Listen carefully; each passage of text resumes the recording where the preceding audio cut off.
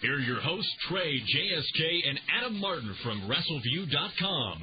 Hi there, everybody, and welcome to the first edition of Wrestling News Live 2006. I am the Trey Dogg alongside my tag team partner, JSK. And, you know, we don't usually do this. Matter of fact, I don't think that we've ever done this. I don't think we've ever had a look back. No, we haven't. We've never reflected back on the things that we have done in past years at all. I mean, we played clips from different shows from time to time, but never really had a look back. And since we had a whole year of doing nothing but Wrestling News Live, 51 weeks out of the 52 of the year, we thought since everybody wanted it, we would kind of like to hear them ourselves, have a couple of clips and see just what the 2005 year brought from Wrestling News Live. So with that being said, you asked for it, you got it, as always with Wrestling News Live, because we're kind of for the fans, by the fans. You might have heard of that. You might have heard of that. It's kind of a big deal. Yeah, so we're going to have a look back at the year 2005 right here from Wrestling News Live. Giggity, giggity, goo.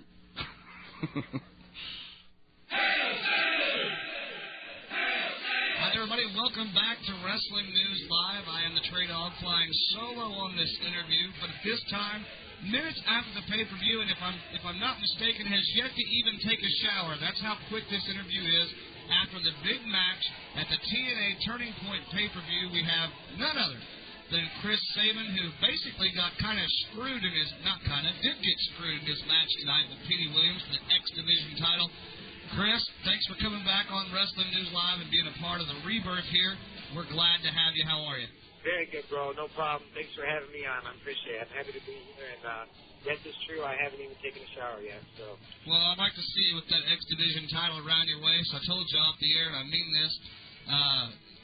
As soon as you came back from injury during, Team TNA, you were ready, and it was time to put the strap back on you. Because if memory serves me right, you never lost that strap. I've never lost it once. I've held the title 2 times. Never been pinned or submitted for it. The first time I lost it in the Ultimate X match, I wasn't pinned. I didn't submit. And the second time I had to give it up because I was injured. So that first time I've never been pinned for it. I've never submitted for it. And the second time I had it, I had never even lost it. So. Well, third time's the charm. As soon as you get that belt, we know you're going to carry it for quite a while. All right, so tell us how it's possible WWE could go on such a firing rampage. I mean, we know as what we read on the Internet and what we hear in the storylines and on the news all the time, they always say, oh, well, the creative team couldn't figure out anything for them to do. They couldn't write you a storyline. How is that? It's just they're creative in what they want to do. They just, they concentrate so much on a couple guys, and then everybody else is just left to fend for themselves.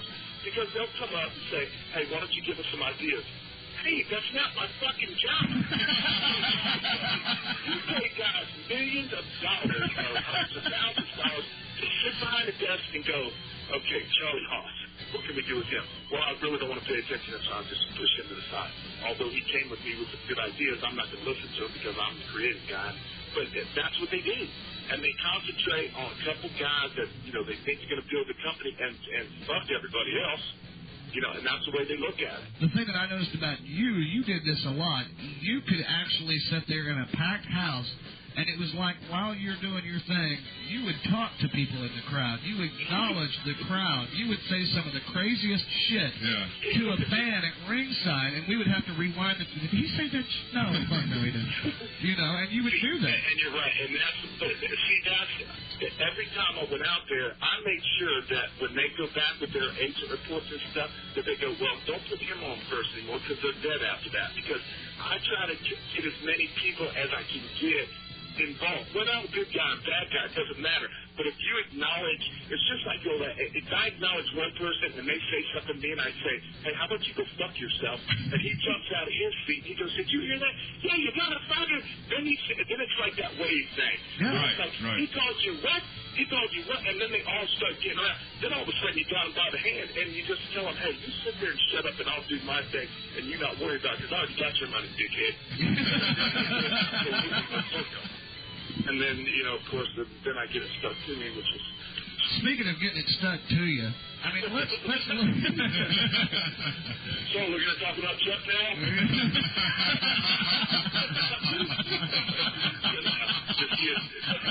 Oh, shit.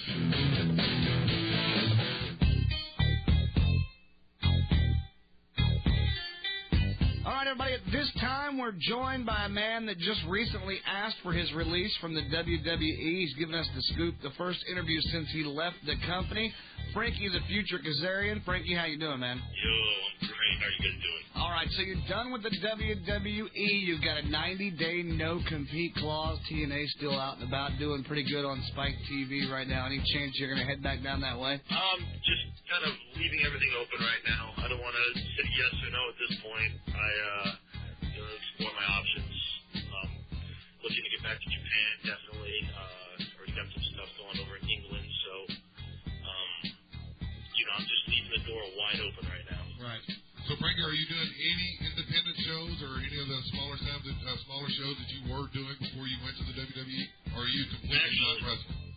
No. I actually wrestled this past Friday for Pro Wrestling Grill out here in Hollywood. And I'm wrestling in Fargo, North Dakota this Friday, and I'm just jumping right back into the scene. Cool. Right. I'm so glad. Me too. I was wondering if you had to take the whole 90 days off, or if you could, or you at least be able to wrestle some shows and some independent things. Yeah, I can still. I'm able to do independence and overseas stuff, just not certain federations that are televised or. Right. How does that work with like a Ring of Honor? Because I know they're on DVD. Are they on your X-Day list? I'm not sure. I'm pretty sure I could work for a company like that. Okay. All right, because I'd like to see you get out there, man, and get back in it. And the sad thing is that you sat on the shelf down there, and we followed while you were down there. The question came up almost every week. Have you talked to Frankie? Where's Frankie? Why isn't Frankie being used? We saw Frankie in a dark match. We saw him here. We saw him there. And stuff like that. And so they want to know, the fans want to know what's going on with Frankie Kazarian, and the best that we could tell them is, well, we think he's still down in OVW. We don't know yet. We don't know what the hell their problem is, and that's happened so many times to so many people. I mean, the funny thing is they're just now starting in interviews that I've heard with WWE talent and people in the company.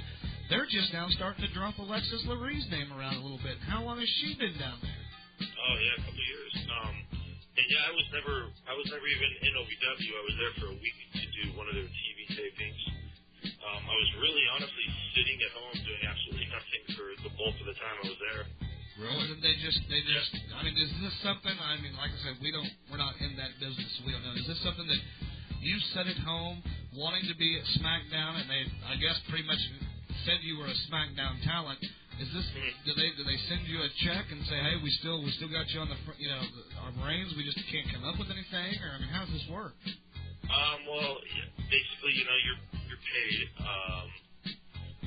They every once in a while give you an update. I was basically just sitting waiting to hear what was up for me, and I guess creative didn't have anything the first couple months, and then up until recently. So how it works. How many actual matches during the time that you were a WWE talent? How many actual matches did you wrestle? I don't know. I wrestled, I think, 5 maybe in the last 5 weeks on Velocity tapings, and I did a couple hard matches and whatnot for them. So I didn't really keep track of how many. In other words, not nearly enough. Yeah. Not enough.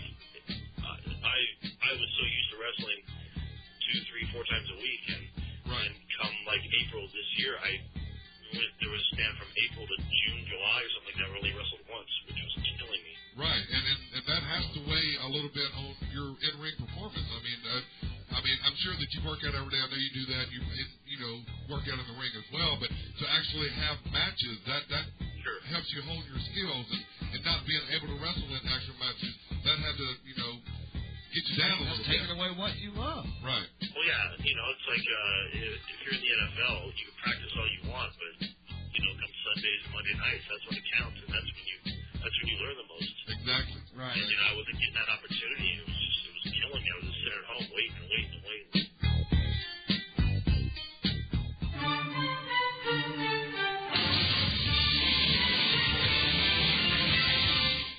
On the phone with us at this time is a guy that I've looked forward to talking to for quite some time. We had our choice. They say, who do you want to talk to this week? Well, this is the one right here. Father James Mitchell, the manager of the weapon of mass destruction himself, Abyss. How you guys doing tonight? Doing great, man. How are you? Fine. That was my partner opening a beer. Pardon me as I crack open a beer. Good, my kind of guy. That's right. Speaking of shows, how'd it go tonight? Oh, fine. Actually, I behaved myself and didn't drink for once. So. What? Oh, well. That's no way. Big interview with Wrestling News Live. That's right. I had my wits about that. As they said in Tommy Boy, picking up your sarcasm because you're laying it on pretty thick. But that's all right. Why do you think the managerial position isn't used as much as it used to be?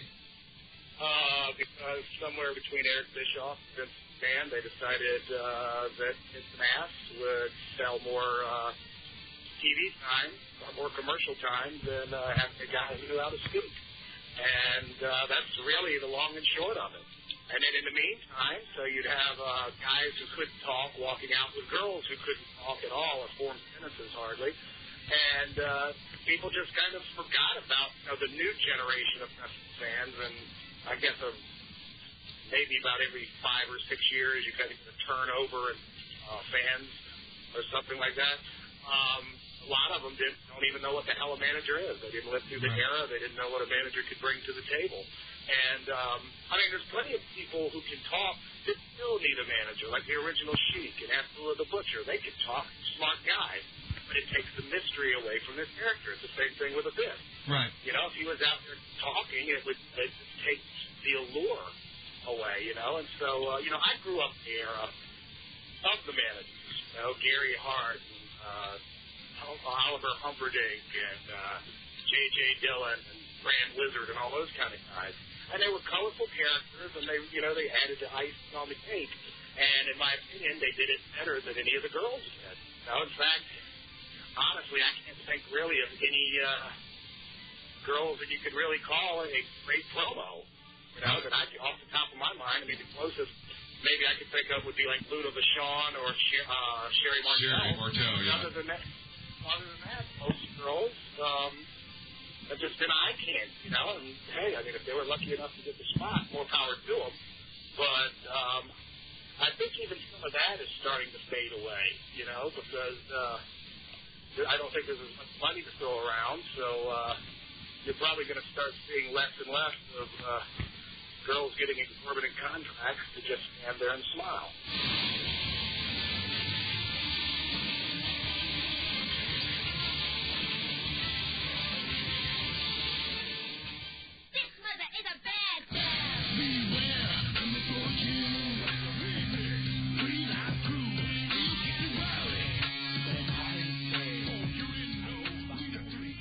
You got a lot of stuff going on. We were just talking about this before we brought you on, because we like to talk about how stupid the WWE storylines are. Yeah. We like to compare them to how things are going now with the new booking committee, and they're doing a great job. And like we were talking about, your storyline that you're involved in now with your former partner, Kip James, and the Alpha Male and the Three Live Crew, the thing that now I'm speaking for myself here, that I love about it is that it's still one of the major storylines going on right now in TNA, but it's not something that's being forced down our throats. Hey, you've got to notice this, and we're going to show it to you every 5 minutes to make sure you know this is going on. And they don't do that in TNA, and I think that might add to what's going on with the storyline. But tell us a little bit about the situation you're involved in. Well, I appreciate your insight there, and I think at the risk of sounding cocky, it's one of those storylines that is interesting because of who we were and who we are, Right. And so it doesn't have to be shoved down your throat. You kind of like taking fork by forkful, you know what I mean? Right. And so it's just one of those things. I personally feel like maybe it's going too long, or maybe it's stretching. We're trying to stretch it too far, and the people are only going to buy it for so long. But there's another side to it, the business aspect of it, where we need to save it. Maybe we need to drag it out a little bit more and just see what the people want. And that's what you got to give them, what they want. That's what we're getting this deal on Spike, which is awesome. Oh, yeah. Now some people are going to see the show. Not that nobody was watching it before, just that it just wasn't in enough households. That's just a fact. And now it's going to be in a crap load of houses, you know, and everybody's going to see our product. And we got a good product, man. This is not gratuitous plug. This is from a wrestler's heart, you know what I mean? I'm in my backyard watching my goats, pigs play, so I'm pretty down to earth, you know what I mean? I'm just a wrestling fan, and I'm telling you, from a wrestling fan's point of view, that we got a good talent roster. We got good storylines as of late. You know what I mean? Yeah, definitely. And we got, like I said, a great talent roster. It's deep. It's deep. Our pay-per-view is 3 hours of like action every match, and it's great crap. You know, it's a good show. You talked about the WWF storylines. It's almost like a lame kind of where I don't watch it anymore. It's like a lame boycott. I just myself, as for me and my family, we will not watch the WWE. You know, that's how I see that. I don't watch that. And from what I hear, everybody says, "Oh, you ain't missing nothing." Cooking like Nate, smoking like chicken job. Little competition, hitting you opposition. See the 3 live crew hit switches, and then we knock the doors down. Hell, we're the NWA Tag Champions. I certainly hope that this is the truth. Nothing but. What's happening, man? How are you? Good, man. What's going on with y'all? So what's going on with you, man? I know you got some big news to talk about. Oh, man, nothing but good news, man. The Spike thing is taking off real good. I'm in the process now. Just finished up recording my second album. And Spike, they asked for that. So really into like putting me as far as a promotional package and getting my music out there more, and I'm just excited about that. Oh, we are too. I know we talked when we were in Nashville the last time. When we were in Nashville, you were anxious to get back in the studio, and you were going to give us the hookup on your new CD, and then we didn't hear anything else about it. But it's ironic because we just watched last night. We watched the Best of 3 Live Crew DVD, which we're going to give away on the show later tonight. And, dude, I got to tell you, we were talking about it earlier. No bullshit, not just because you're on the show, but it was a great DVD. And to see the skits, you know, that you guys did, and when you came out and performed live, it was funny because we're sitting on the couch watching the DVD last night, and JSK looks over at me and he goes, "Why that guy isn't in a studio and on the radio is beyond me." Man, and I'm hoping to pushing towards getting there. You know, Benson's the boat with it. And I'm hoping now with Spike, TNA, once they're able to capitalize on it, man, I'm going to do it regardless. Right. And I was hoping that they would start, you know, showing a lot more of those skits that we done, man. You know, we got a good bit of history, man, that we done put together. I thought was pretty entertaining stuff, you know. That was real entertaining. It was very hilarious. The thing that I was wanting to see was some of the outtakes, because I know you guys aren't the greatest actors in the world. I know you screwed up more than once. Oh, man. Do you know all that stuff we done, man, was like straight off the fly. Really? Straight off the fly. You didn't so they wanted to write this stuff funny, and we just thought of it and went and done it. So that was basically shot with one take, and that was it? One take. I mean, damn. Unless maybe, you know what I'm saying, we burnt one a little too longer, and you know what I'm saying? I'm trying to think of what my favorite. I think my favorite one, after watching the DVD, is the TNA Weekly Update. That's my favorite one. Where you guys were doing the news. That was great. And that was my favorite one. You're doing the weather, and out of the blue, BG starts laughing, and he can't stop. Do you know that was like really, man, that was a shoot because BG just said, can you take your shirt off? I said, for what? He said, because it'll be funny. I said, man, I'm not taking my shirt. He said, please just take it off, it'll be funny. And when I did it, man, they started talking. They said just keep going because it was just real. You know, he just couldn't stop laughing. I know. Hilarious. I don't know how you didn't laugh. Well, I was laughing because I was making BG laugh. I was getting a kick out of making out cracking him up. It's right after he says, "Help the cracker" or something like that. Yes. He just dies laughing. And what's funny is, the funniest part to me about it is when he starts laughing and you don't miss a beat. You just kept going, and he starts laughing and looks at Conan like, "Help me, I can't quit." And then Conan starts laughing. That's exactly what he was saying. I can't even believe I can't stop laughing. And then he tried to cover it up with the paper he had made. That was a real real deal right there. I remember that skit. I'm going to watch it tonight since you're here. I like it when he's reading at the beginning and he says something and Conan says, "Is that true?" And he says, "It's on your paper, too." He's about to see back to me. I forgot about it.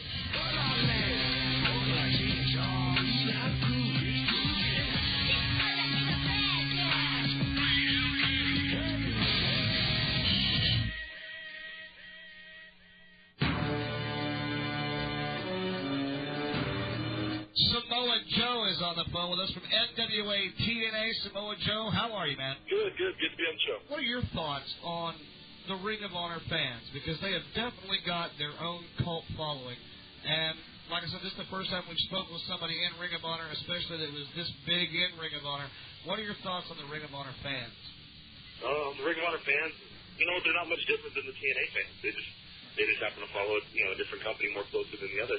I'd like to see them follow both companies with the same fervor, and I think they're starting to. I think the genesis of ROH guys going back over to TNA and TNA guys coming back over to ROH is making that happen, and it's going to be great. I really would love to see the fan base connect. They're very similar. They're very passionate about an alternative product to what the mainstream pro wrestling is out there, and I think both companies deliver and are there to make great shows and great pay-per-views and show some good wrestling, and I hope it's working. Well, it's definitely working as far as Samoa Joe goes. And hey, the way you start that? You start that by you two gentlemen going out and buying, being such loyal TNA fans, going out and getting yourself your first ROH DVDs. What do you recommend? Which one do you recommend? You know what? Everybody says that Manhattan Mayhem shows we had in New York is a great starting point. At least that's what Gabe keeps telling me that Meltzer said. So there you go.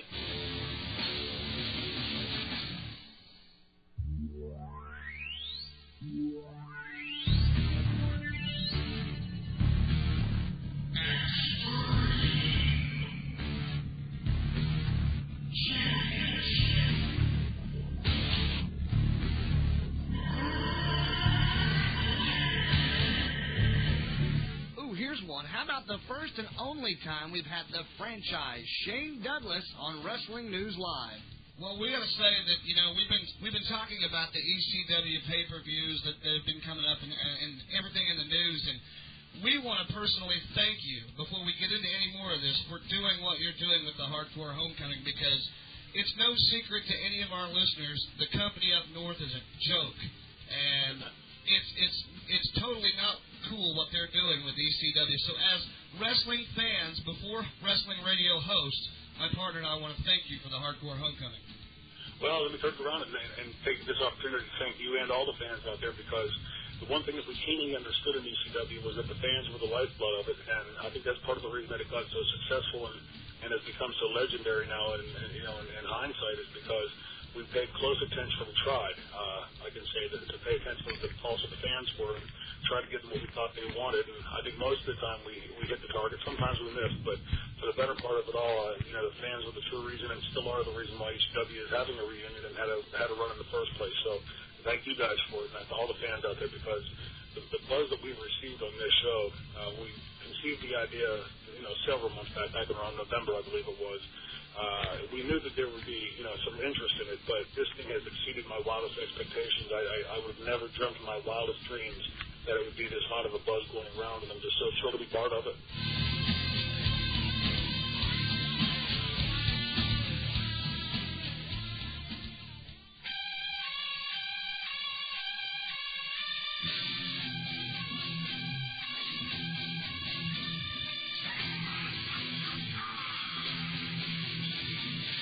Everybody, welcome back to Wrestling News Live. I am the Trey Dogg alongside my tag team partner, JSK. Joining us on the phone at this time, his first interview since he took the title from Raven up in Canada, and before the Spike TV debut of Impact, is NWA World Heavyweight Champion Jeff Jarrett. Jeff, thanks for coming back on the show, man. How are you? Great to be back. Thanks for having me. A lot of very, very exciting things going on in the world of total nonstop action. Now, Jeff, I know that you haven't talked a whole lot since this went down. We'll jump right into this here. Everybody wants to know, of course, right now it's Thursday afternoon. By the time the listeners hear this, it'll be after the Impact debut on Spike TV, where the video package is going to be shown. Tell us about the decision for the title change up in Canada at Border City Wrestling. Well, the controversy in Canada, as they have coined the phrase already. In planning Jarrett, I've told everyone that it can be my way or the highway, and by hook or crook, Raven, he slid in the back door and won the title at the King of the Mountain back in June. And since that time, TNA only booked me in one match at the July pay-per-view, and so I pulled some NWA as well as the Namor family in Border City Wrestling. They already had on the books a title match, and Scott Namor himself, he got me in the challenger slot, and everybody knows the result. AMW has finally let those guys see the light. They've opened their eyes at TNA management, and the proof's in the pudding, as everybody knows. Team 3D debuted on the show, so TNA management was looking to replace the cornerstones, but when you have all the power in TNA, such as NWA title, TNA management has to listen, and that's what went down. Controversy in Canada is a very unique situation. Well, I will say that, a lot of the people were in shock. I being one of them whenever I read the news that the title had changed hands off television. But, going into the Spike TV debut, being the NWA World Heavyweight Champion was number one on your priority list, wasn't it? Absolutely. I've built the company from ground up, and I've made no secret about it. From the Wednesday night pay-per-views to the FSN to several other things, and headed to Spike TV. One way or another, Planet Jarrett continues to evolve and revolve.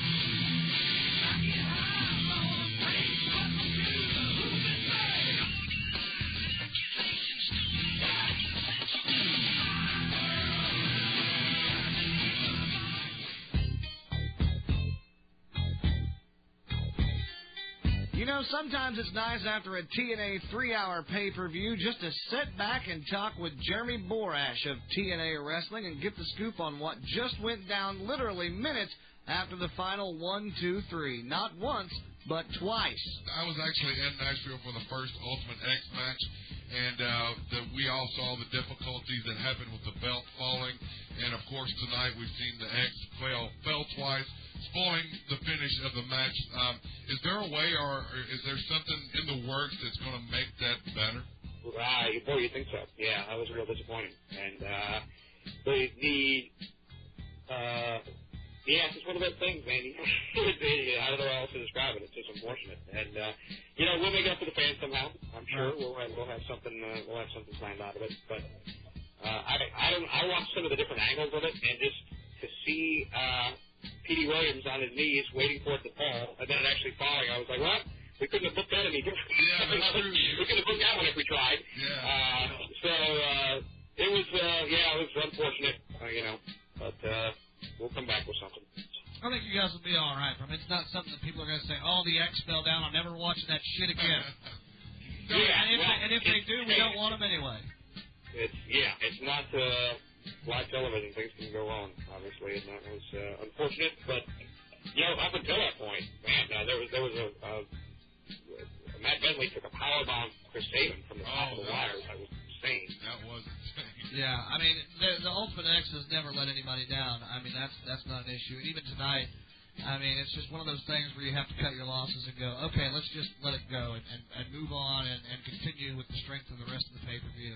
So the question is, I'll let you answer this. I know that, you don't necessarily have your hand in this, but the listeners and the viewers are in an uproar over this Jarrett thing. How long is this guy going to hold off everybody and keep that damn title? Well, I'll tell you what. It's interesting to note, the developments you're going to see over the next couple of months are very interesting. I don't have an answer for you. Right. I'm not going to say anything that's probably going to satisfy most of the people asking that question. Right. So, we understand. We understand. Yeah. It's just one of those things that, I have to, and I'll be brutally honest with you, JB. The pay-per-view was a solid A up until the main event. Right. Because so many people are tired of the same outcome with, by whatever means necessary, Jarrett walks away with the gold. And Don West even said it on the broadcast. If you go back and listen, he said, we can't end it this way. We can't end tonight this way. It was too good of a night. And he was right. Well, we didn't exactly end it that way. Well, not exactly, but pretty damn close. You know what I mean? I mean, it's just... I'm just waiting for the day that we can turn on TNA and Jarrett doesn't have the title. And I think that's the angry fan in me coming out. Sure. You know, I mean, the Sting thing tonight, a lot of people are saying, well, not a lot of people, some people are saying that, you know, this was the big announcement. They don't care because he's been there before, to which I respond, yeah, but it was a 4-appearance deal. What can you really do in 4 appearances? And it wasn't 4 consecutive appearances. It was just 4 appearances over the stretch of 2 months. And the thing is he didn't really appear. And for a lot of people, when there were 4 appearances where our audience was about 1/30 of what it is now. And Exactly. that was another point that I made. 60 to 70% of those people haven't seen Sting. More than that, my friend. More than that. Our audience on Monday nights, or on Monday and the Saturday nights, more than 30 times what we had watching our Wednesday night shows. I mean, it's not even. I understand that guy, and the fans that are saying that have been fans with us since the get-go, but we really need to look at the big picture right now, and is that we're in a different ball game. We're reaching a whole different audience, a whole new audience, and the fans that have been with us, we're just taking that next step, guys.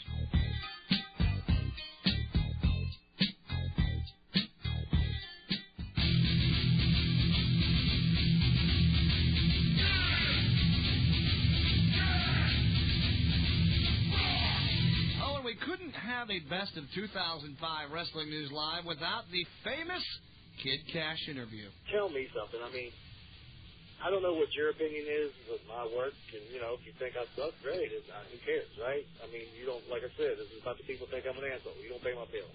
Right. You know, and you ain't know where I've been. So, you know, it doesn't matter. But, you know, how could somebody like just say America's Most Wanted? I mean, don't get me wrong, but into my opinion, they're just like Jeff Jarrett. Very average, don't really stand out, and they've been given a mega push for the last 3 years, okay? But if TNA shut down right now, where would they go? Because they can't do it on their own. You see what I'm saying? But yet they baby those kids, and they pay them a ridiculous amount of money, in my opinion. Not near as much as what they pay, you know, Kash and all those guys. But still, they're making probably 3 times the amount of what everybody else is making in that dressing room, and that's a travesty. You know, I mean, these boys aren't that good. You know, I mean, they're okay, but you tell me that Cowboy James Storm doesn't sound like such a fucking hillbilly that when he gets on the microphone, you can't even understand a word that he's saying? Well, I think I would say he's gotten better since the TNA pay-per-view days. Oh, bullshit. I would say he's gotten better. You're a jabroni. No. I just sat there and watched the guy just the other day. All right, now, goddammit, you said you wanted honest opinion. I'll give you an honest fucking opinion. All right? All right. I think that America's Most Wanted is a good tag team. I think that they're better than some of the tag teams we're being force-fed from the company up north. I think they lick ass, if you ask me. That's where they're at right now. I don't think that it's fair that anybody that started in that company should be making more than anybody else that's still in that company that started with them. I don't think it's fair when me and Lance get in that damn ring time after time and put those bastards over, and they can't even hang with us. I have to slow myself down so they can keep up with me. And then I got to sell this crazy, stupid, off-the-wall shit that James Storm, the fat bastard, thinks he's a fucking luchador. Right? I mean, give me a fucking break. The guy's got a belly that hangs over his belt, for crying out loud. You know, have you ever seen a super kick that's bent? I think I have never seen him extend his fat little legs out to a straight point. You know what I'm saying? I've never seen it. And it sucks for people like me because, hey, I'm already short. You know?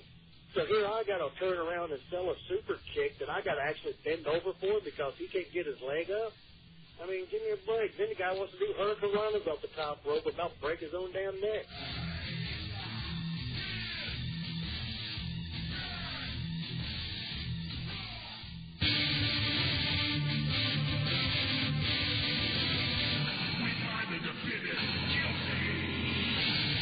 I wonder what our boys America's Most Wanted would think about those comments. I tell you what, why don't we get Wildcat Chris Harris on the phone and just find out for ourselves? Yeah, thank you. I will take credit for that. Thank you. They do have me running the show now, so you should see some changes being done now. I think by the next pay-per-view, Wildcat Chris Harris, World Heavyweight Champion. How's that sound? Wow. You know what? All you got to do now is marry Dixie's daughter. If she has one, you'll be doing all right. I'd be set then, wouldn't I? We'd start calling you the Triple H of NWA. Well, you've already got one, but he dropped the title tonight, so I guess everything's good there, too. Yeah, it's not Triple J anymore. Should we just call you Triple W for Triple Wildcat? Yeah, we'll work something out. By the way, for those of you that might just be joining us, this is Wrestling News Live. On the phone with us is Wildcat Chris Harris, member of the 6-time TNA Tag Team Champions. Actually, there you go. I got it in there that time for you. And we'll try our best not to get our guest fired this week. Oh, you guys got somebody fired, huh? Yeah, well, he got himself fired, but not sure if you noticed this or not, but Kid Kash is not a fan of America's Most Wanted. Kid who? Exactly. Do you know how many emails I got this week alone saying, Trey, you got to talk to Chris Harris about the whole Kid Kash comments? And I don't know if you've heard it yet or if you've heard anything about it yet, but your boys, Wrestling News Live, had you and James's back, and we took good care of you on the air. Hold on, I'm still trying to place that Kid Kash. You know, the little guy runs around looks like Kid Rock. Yeah, the little short guy with the long blonde hair. He ain't been around in a while, and what was funny? I didn't even notice. I'll be damned. Yeah, he was teamed up with that new kid, that big kid, Lance Hoyt, that's getting a bigger pop than God knows who these days. You know what? How about that? I mean, he gets rid of the excess baggage, and look at the guy. He's a star now.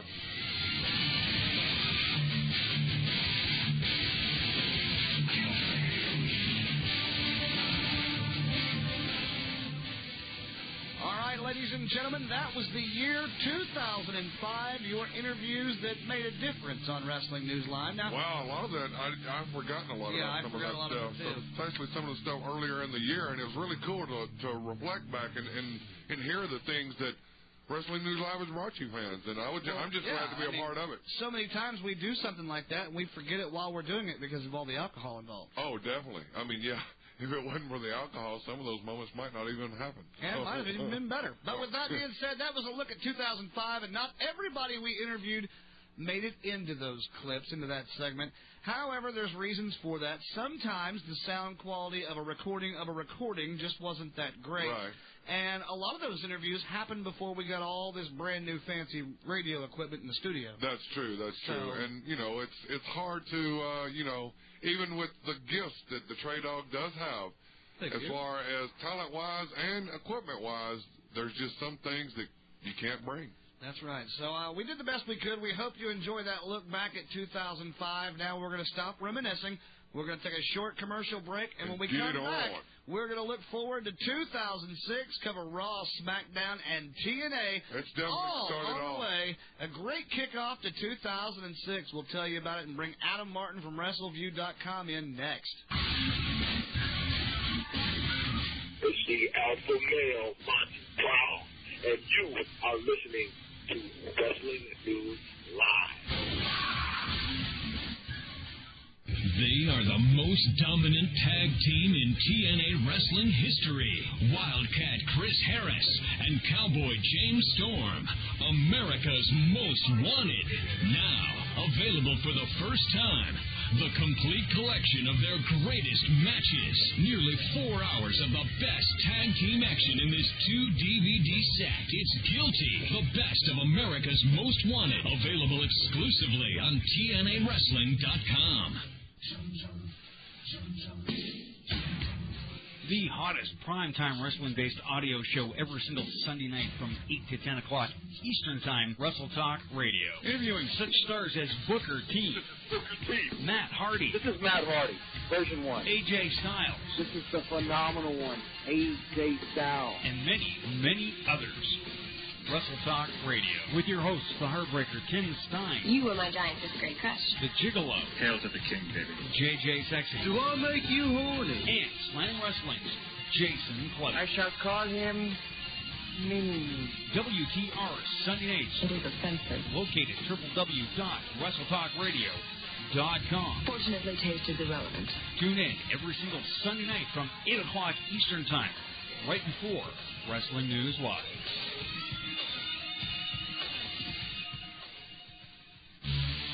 You're listening to Wrestling News Live. On January 8th, 2006, 6 men will sacrifice their bodies for the ultimate prize in the most demonic, unforgiving battleground of pain in the history of the WWE, the Elimination Chamber. Conquer the men, survive the chamber, become WWE champion. WWE New Year's Revolution, live Sunday, January 8th, only on pay-per-view.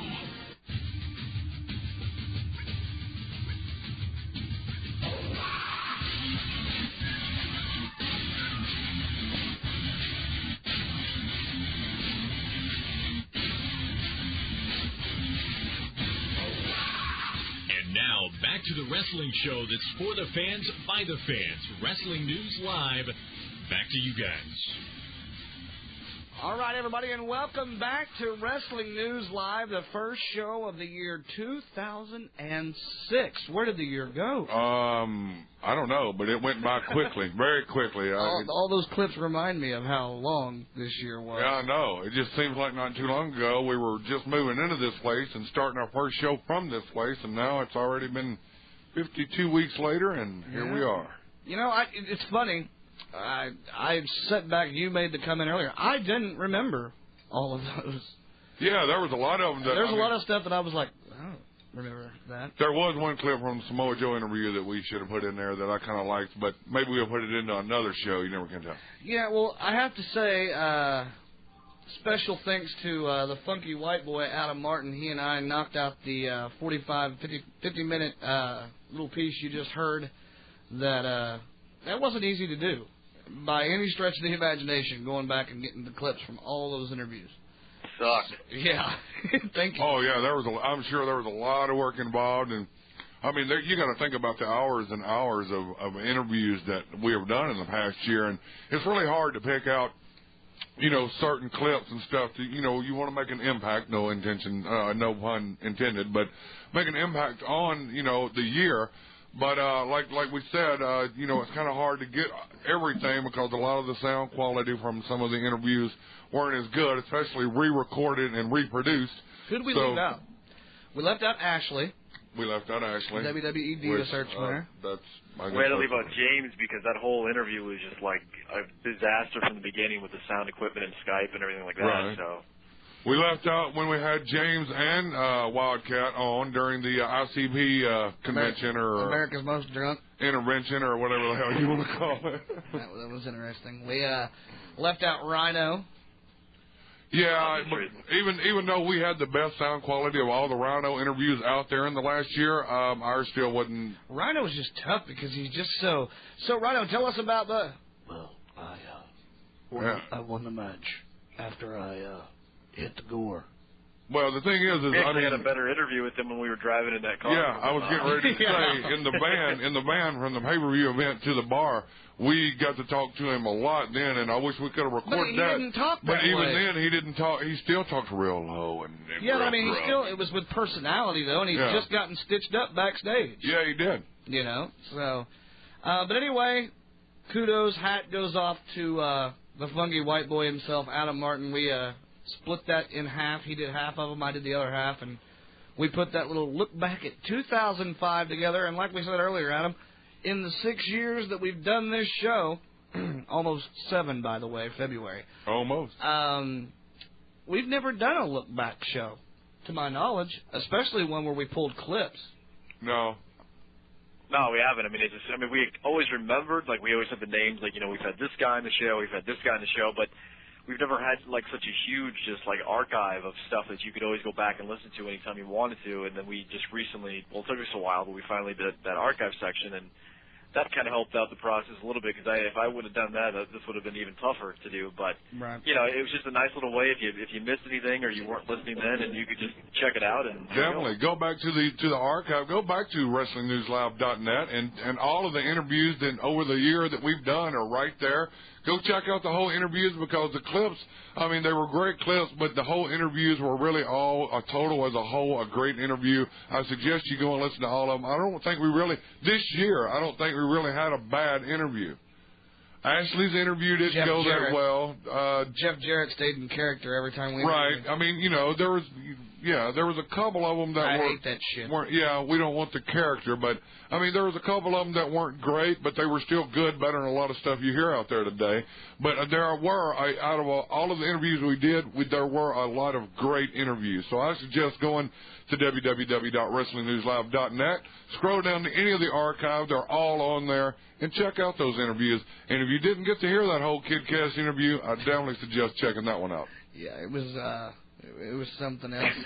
Adam, a lot of stuff going on in the news, even though it's been, you know, holiday week, because last Sunday was Christmas. We had the Christmas Craptacular, and thanks to everybody. Craptacular! Thanks to everybody for downloading that. That was one of our best downloaded shows ever, and we certainly thank you for that. We enjoyed doing it. I got really drunk by the end of the Christmas Craptacular. Yeah. So it was for a good cause. Yes. So this weekend, of course, tonight, the first of the year, last night being New Year's Eve. So holiday week, where it's, you know, usually a slow time for wrestling or news, and not so this week. No, not really. I mean, even the last show we did, we weren't really sure, you know, how it was going to be, because we had just done a show, and then even though we taped it on, I guess it was Thursday morning, and then that way, still wasn't that many days after what was going on, but there's still more to talk about. And then this week we had even more time because we were going past a little bit more. But, you know, even with the holidays, you would think stuff would slow down, but we didn't slow down at WrestleView. And, you know, just because there's a holiday going on doesn't mean the wrestling world doesn't stop. And there's still plenty of stuff to detail. And, you know, basically there's a lot of WWE stuff. Obviously, we're going to section this off, WWE TNA, like we do every week. But if I had to determine that's my job, what was the biggest thing in terms of WWE news this week, it had to do with one report that the Pro Wrestling Torch put out about how low the morale is in WWE at the moment. And the report just kind of said that, you know, with the combination of Eddie Guerrero passing away, you know, the introduction of that new drug policy, and basically just the management style of Johnny Ace, it's made the working environment in WWE pretty hard to cope with. And even veterans like Shawn Michaels and The Undertaker, they're voicing their opinions and saying that they're just feeling pretty much uninspired to do their job. And there's another person that a lot of people are watching, all of the younger guys, that being Chris Benoit. We've kind of talked about how his situation, his renewal is coming up. If he decides to renew with the WWE, it's coming up pretty soon. And, you know, it's supposed to be either in January or February. It was coming up very soon. And there was actually a WWE source that kind of commented on this, and it kind of, I'm a big, you know, in terms of, you know, journalism, to me, quotes are what really kind of makes a story. Right. And it takes it from being just a report, but when you actually hear somebody in the company tell you this, and then you have that opportunity, obviously you don't say who this is, but when they're feeling that way, then you know that that's really how the people are feeling. And this quote I'm about to read, it said, quote, "I think a lot of people inside the locker room are looking at what happens with Benoit, because if he quits, then it really says something." And to me, that really hit the nail right there. You know, just if he walks away and more veterans walk away from this company right now, you're left with, you know, two locker rooms full of a lot of younger guys that were just kind of shoved up, you know, to the roster because they lost a lot of guys. And, you know, they've done this in the past. You know, they've had young guys come up, but you've always had those veterans there. But if those guys decide to walk, you know, that, like that quote said, it kind of tells you something about what's going on right now. Well, you definitely have to have the veterans there to guide the younger talent. I mean, that's what makes the younger talent as good as it can get, is because you have the veterans there that has been there and paid their dues that can show these young guys just what needs to be done in and out of the ring. I mean, without a lot of these veterans, such as Chris Benoit, I mean, come on. If WWE, especially SmackDown, if they lose Chris Benoit, then they'll be okay without Chris Benoit. Oh yeah, that's right. They got Fit Finlay and Mark Henry now. Fit Finlay is back, people. After 6 or 7 years of retirement, they're bringing back Fit Finlay. Fit Finlay is like a pair of acid wash jeans or mousse or, you know, just rolling up your pant legs. It used to be good, but probably wouldn't go over so much now. Yeah, the thing is, I mean, I'm not taking anything away from Pitt, because back in his WCW days, he was a badass. He's that brawler. He won't be used the right way. No, he won't be. It's WWE. I know he won't be used the right way. And plus, he's 6 or 7 years removed from the business as far as in-ring work goes. So, no, it's not going to be the same old Pitt Penley that we watched in WCW. But I will give him credit. He's a tough old bird, and I guess, if they're going to lose some of he worked with the younger talent backstage and in the practice ring, I'm sure. So, I don't know. Him and Mark Henry might be the answer SmackDown was looking for. I highly doubt it. I wouldn't say that. That sounds like something JJ Sexy would say. Oh. It's 2006. We're supposed to forget about that. That was 2005, but, I know. I just wanted to, I know, I hear you. So, another thing that we definitely, I called Trey as soon as I saw this. I thought it was hilarious. I know there's a lot of people that are very pro WWE and very anti TNA. You can see it on our boards pretty much every day. You can tell who is pro TNA or who's anti TNA. When this happened, I thought it was kind of funny. I always watch people when they get caught off guard about something, and I like to see how they handle it. If they handle it one way, either in a professional manner or just in a way where you can tell they got caught off guard, but then they can still kind of catch themselves and not make themselves look too bad about it.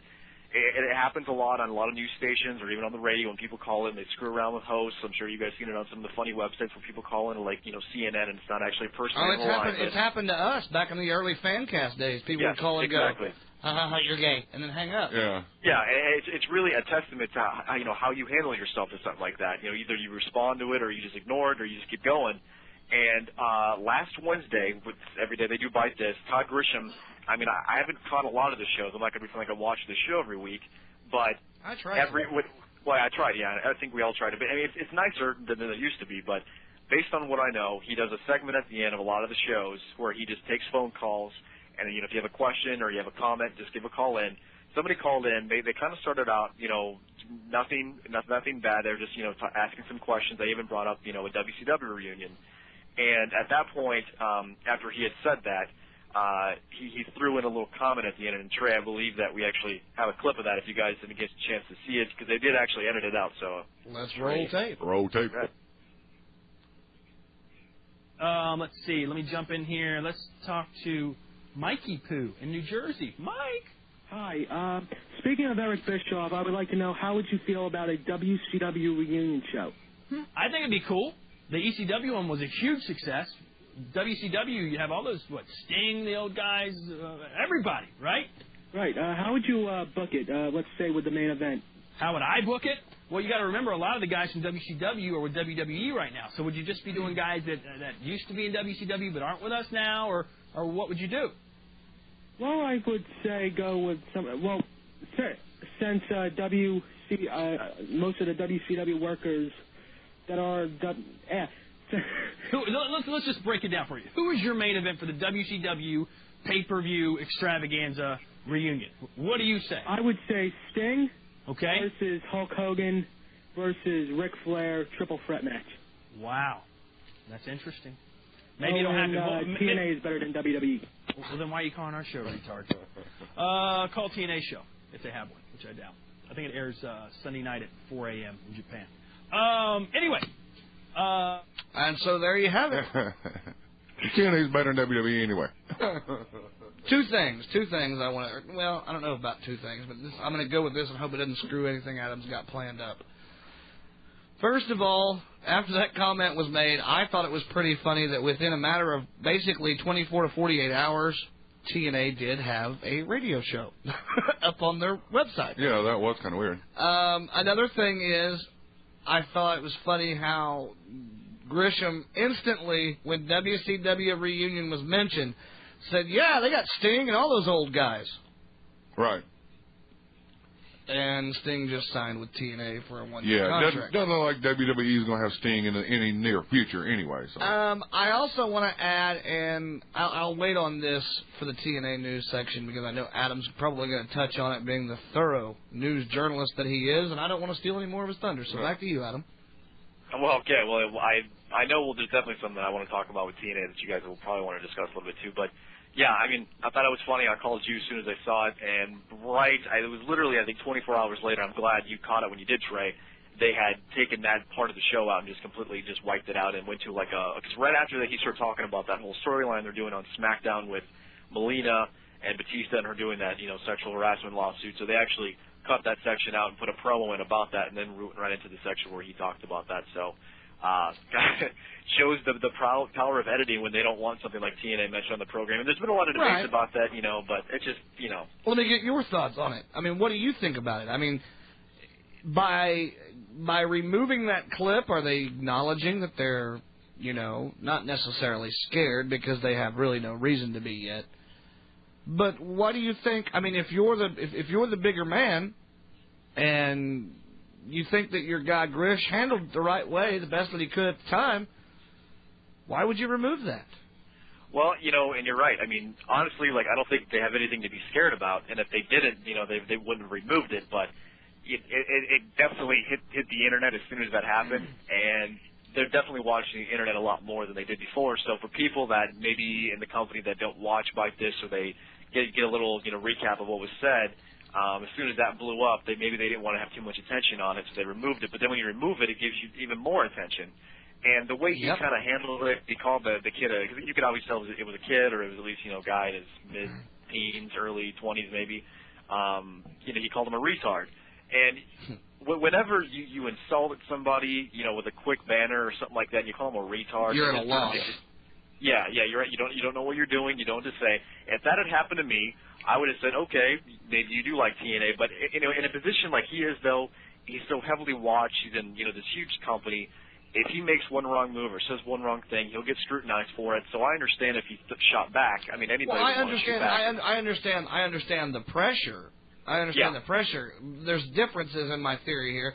Like if somebody was to come on and say that to us, say, hey, well, I think so-and-so's got a better show, I'd probably make fun of them because I'm not going to get fired from Wrestling News Live. At least I don't plan to be anytime soon.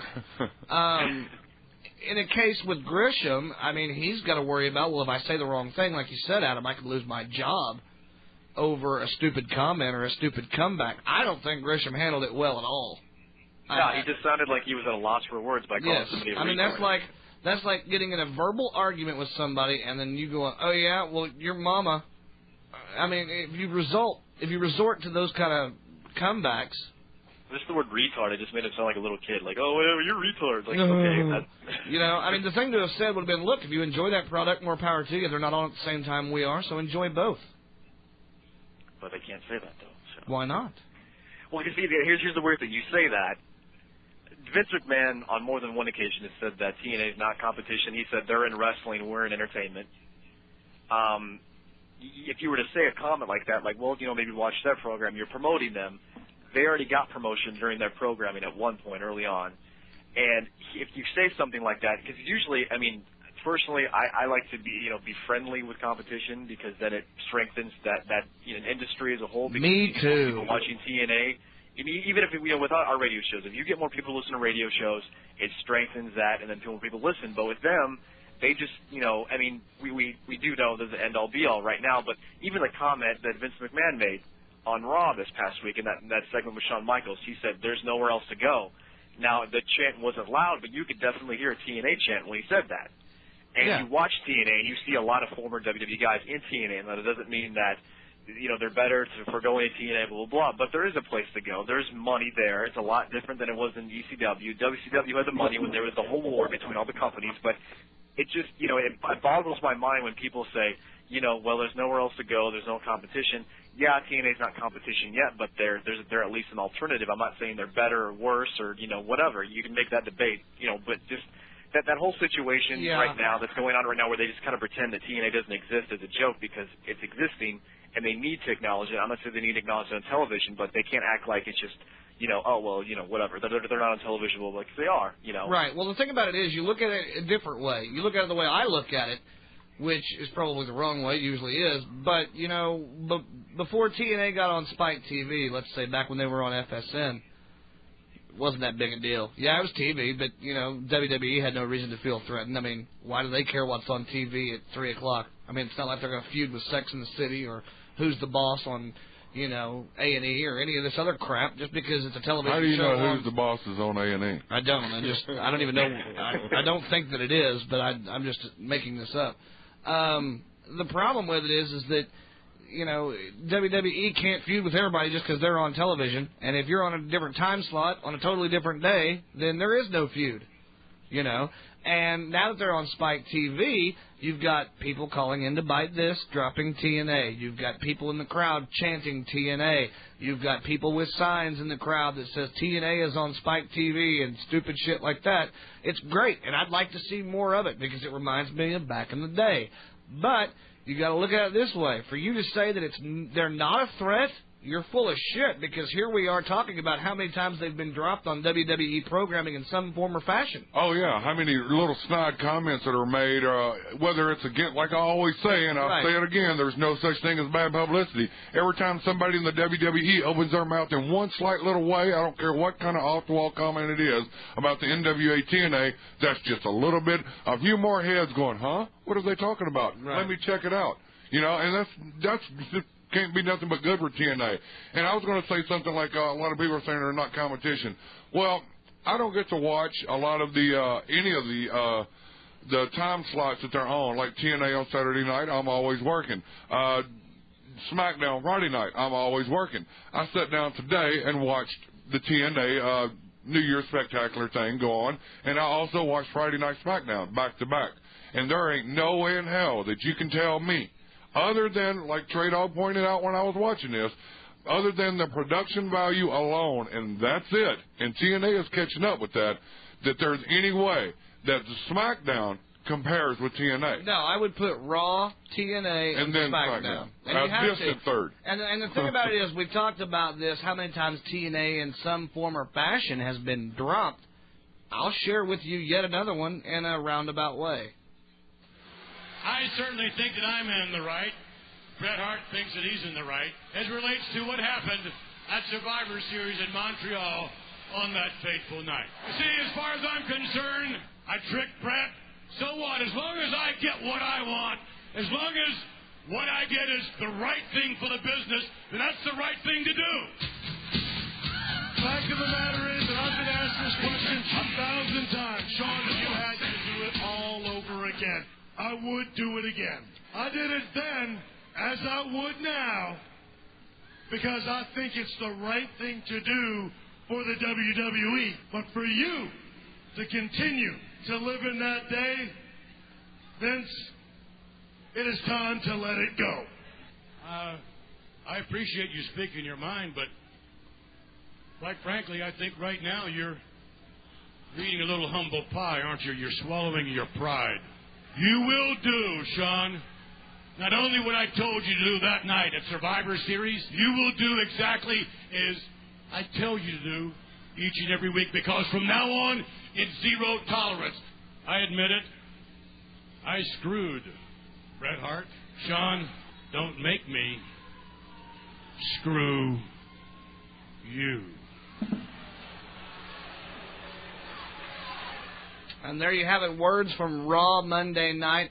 What's not in that clip, but what I want to get to is, in that area during Raw on Monday night, Vince blatantly and loudly and proudly says, Sean, it's not like it was back when there was WCW. Right. There's nowhere for you to go. Nowhere to go. And there was only one reason why that was said, and Adam, we all are in agreement that it was because it's an underhand, overhand, however you want to look at it, slap to the TNA product.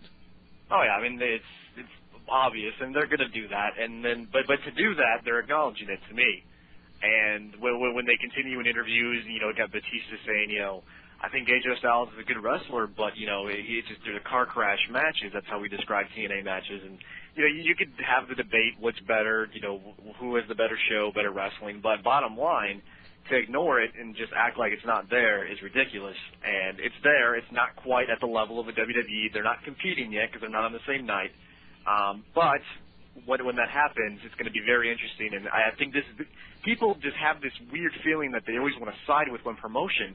But me as a wrestling fan, I'd like to see both continue to be popular and help that pro wrestling genre, because right now it's got that weird feeling right now because a few years ago we didn't have that. Even when TNA was going on, it still kind of felt like they're not on TV yet. They're just on pay-per-view, so they're not really doing as good as WWE is. And there's an alternative, granted, but it wasn't like it is now. So you got TNA on Spike TV, you got WWE and USA back on USA.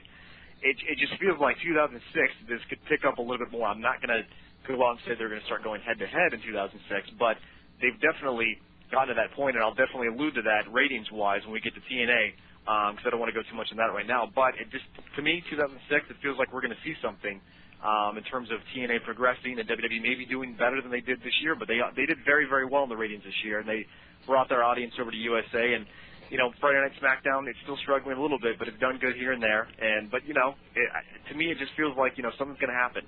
I agree. I don't know. I don't know if we could definitely say competition at the head quite yet, but it's going to progress. It's going to get better, and I think wrestling fans should like that and not say, well, I don't like TNA, so I'm not going to watch it. Okay, you don't have to watch it, but don't act like it's not there. That's my problem with a lot of wrestling fans. They act like it's just not there. So. I agree wholeheartedly. And I don't want to step on anything else you've got in the news. However, we just played the clip of Vince and Sean from Raw, where they were supposed to review the Bret Hart DVD. Well, it really didn't. They didn't review the DVD. No, not really. However, there was still a DVD review, or a movie review, rather, on WWE Unlimited. I hear Vince McMahon's going to review Bret Hart's DVD. And I want to review my favorite movie this holiday season, Brokeback Mountain. It's about two cowboys who fall in love with each other. And from what I've been told, it stirred up quite a ruckus because it's not socially acceptable. And I am by no means a movie critic. But this movie hits close to home. Hell, I've been out there. Long days, nights on end, nothing but God's country and my friend Larry staring at me. After a while, Larry starts to look a little sweet. I'm tired of you people judging this movie. Hell, I'm tired of you judging me. Look in the mirror. What would you do on that long stretch of highway with someone like me? Drive. Trevor Murdoch. Kick your ass out. Would you judge me? Or would you do whatever the hell you need to do to get through the evening? You think about that. All right. I don't want to think about that. I ain't trying to think about that. I want to be as far away from that as humanly possible. Yeah. And the thing about it is, a lot about this bothers me for the obvious reasons and for the not so obvious reasons. What the hell happened to their tag team? I know you got Cade doing his Pretty Boy Las Vegas thing that he's got going on. So wait a minute now. What happened? Cade went from a cowboy with Murdoch there and doing the whole cowboy type deal to going to a Las Vegas showboy. So let me get this straight. And we just heard what Murdoch said. So let me get this straight. On that long road and in between gigs, did Murdoch just turn over and look at you and go, it's about that time? Mm-hmm. You sure have a pretty mouth? You got a pretty mouth.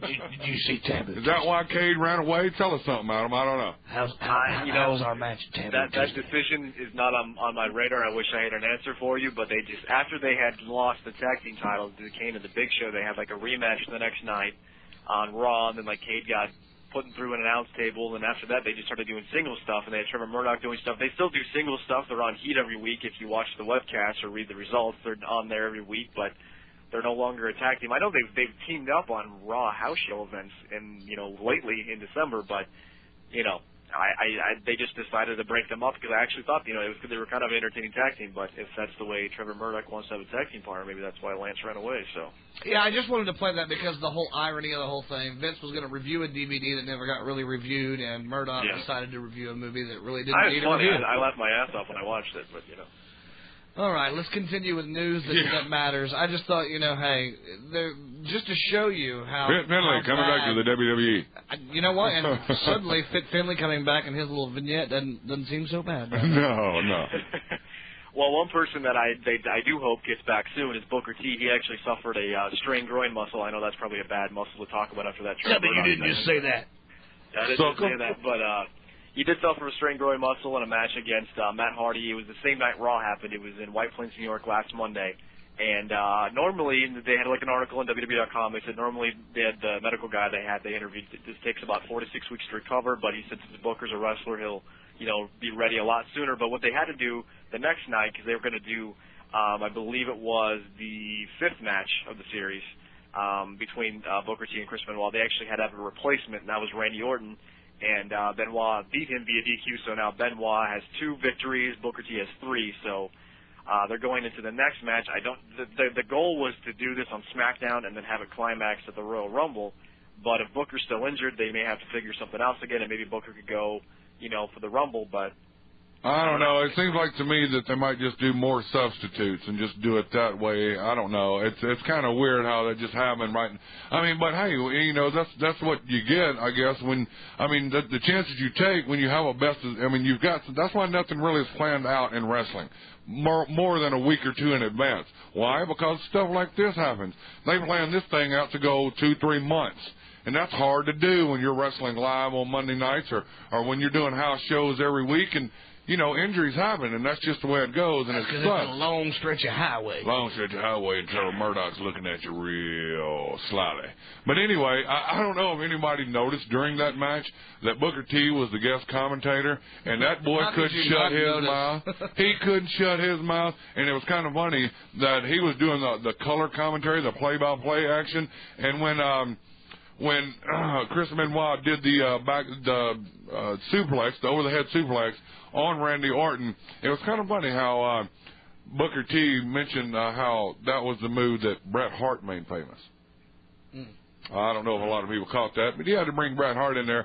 And I think Michael Cole was getting a little frustrated that Booker T wouldn't shut up because Michael Cole kept trying to one-line him.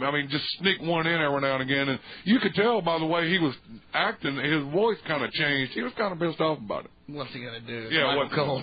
But now Michael Sucker Cole T. works out, though, remember? Well, true. According to the Taz, Michael Cole's, partying, hell-raising, son of a gun.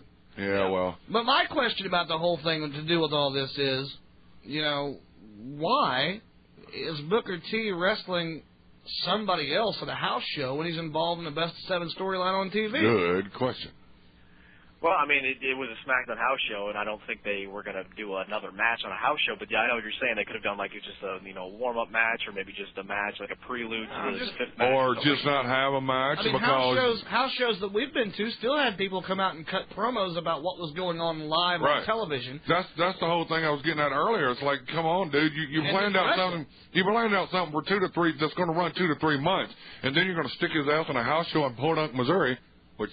That's right around the corner from us. Did it happen in Missouri? No. It was in White Plains, New York. Podunk, Missouri, White Plains, New York. Pretty much the same thing. JSK and Wrestling News Live, rush the ring and take out Booker T. Anyway, that's what I'm saying. You put him in a match that doesn't mean nothing except for, some house show value, and you take that risk of him getting hurt and screwing up your storyline for the next month. Well, guess what? It happened. And groin injury, that's not something you're going to bounce back from. No, I had one of those once, and they're not fun. Look at these football players. Groin injury, 6 to 8 weeks. Basketball, same thing. Baseball, same thing. That's 6 to 8 weeks at least. And that's physical training every day. That's, that's everything to try to get back. Booker T, what's he going to do for 6 to 8 weeks? Well, we don't really know how severe it is yet, but it's a groin injury. The thing is with a groin injury, you don't want to do something in the ring or on the playing field or whatever that's going to make it worse, because then it took from 6 to 8 weeks to 6 to 8 months. That's the big difference. This one was a strain, so it wasn't as severe. They said 4 to 6 weeks, so he could easily be back in 2 to 3. 2 to 3. Okay, and then he does a Vince McMahon and goes strutting to the ring, jump up on the apron. I think honestly the best thing they could do is just say, due to Booker's injury, and they should have done this before the whole Randy Orton substitution. Right. They should have just said, due to Booker's injury, he will not be competing in the Best of 7. We will resume this when it's just like a rain delay in baseball. Yeah, but the thing is, mark down everything. Okay, there was this many guys on base. It was in the 3rd inning. It was this. There was this guy up to bat with a 3-2 count. Yeah, but then they resume it right from there when they get a chance. Unless the game goes longer than 5 innings, and then after that, it's called right there at the end. whatever it's gone after the fifth inning. What the fuck does that rule have to do with? No, I'm just. No. What I'm saying is like Booker T said. Look at the record. I was 3-1 against him. If I got to be out, then I should be champion, which he shouldn't because he's injured. That's He can't compete. You should pause it. You should pause it right there and then pick it up when he's healthy. So the U.S. belt is just be held up for 4 to 6 weeks. Yeah, but I mean, you can cut promos about it. You can have interaction about it. You know what? SmackDown is stale and boring as enough as it is. I mean, they had to bring on Melina getting raped and Mark Henry coming back. I mean, come on. Now we're going to have the U.S. belt held up for 4 to 6 weeks. But you know so they can go out there and cut promos, and I got to look and listen to Sharp fucking Mel. I mean, come on, dude. Seriously. The good thing about Trey, is this why you had the paper bag over the guy's head on the little graphic for the SmackDown fans? I'm looking at it right now, yes. Because if you're a SmackDown fan, you probably don't want a lot of people to know. You're like the unknown comic. And the thing about it is, I will say this. It is good to have Mark Henry back, fellas. Do you want to know why? Enlighten me. Because now I can continue to make the jokes about a fat black girl pissed off she didn't get no pie. Because that's exactly what he looks like. Because that's what he looks like, a fat black girl that got pissed off because she didn't get to eat no pie. No, kid, that's my pie. My pie. So, I mean, all those jokes that we used 2 years ago, we can bring back now. We've got new listeners that haven't heard them. Here's something else. Let's try to look at a little positive thing of Mark Henry being I thought back. that was positive.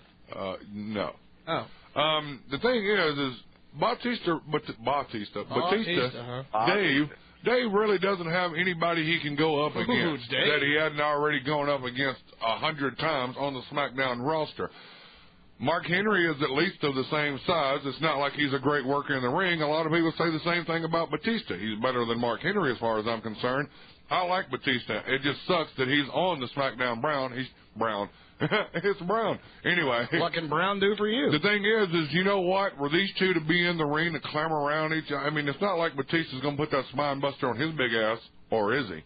I mean, it's stuff like that. So, I don't know. One more run. It's weird that it had to be Mark Henry, but I don't know. I'm just trying to look at him positive. Like a contender for the world title to me is just kind of like I appreciate you're looking for the glass half full side of this. Yeah, I'm trying to. Ladies and gentlemen, what this championship match is going to look like is going to be as if you went to the Grand Canyon and set up a lawn chair and watched and waited for both sides of the son of a bitch to collide with each other.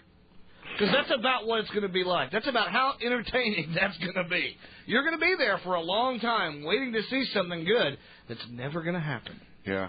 I mean, sadly, that's true. I mean, I was trying to look at it. It's hard because, I mean, I don't know. It's like since your surgery, you're such a positive guy. Well, I try to be a little positive, try to look on the outlook, the brighter side of the outlook of things, but I don't know. I mean, the thing with Mark Henry though is like he's come back, left so many times.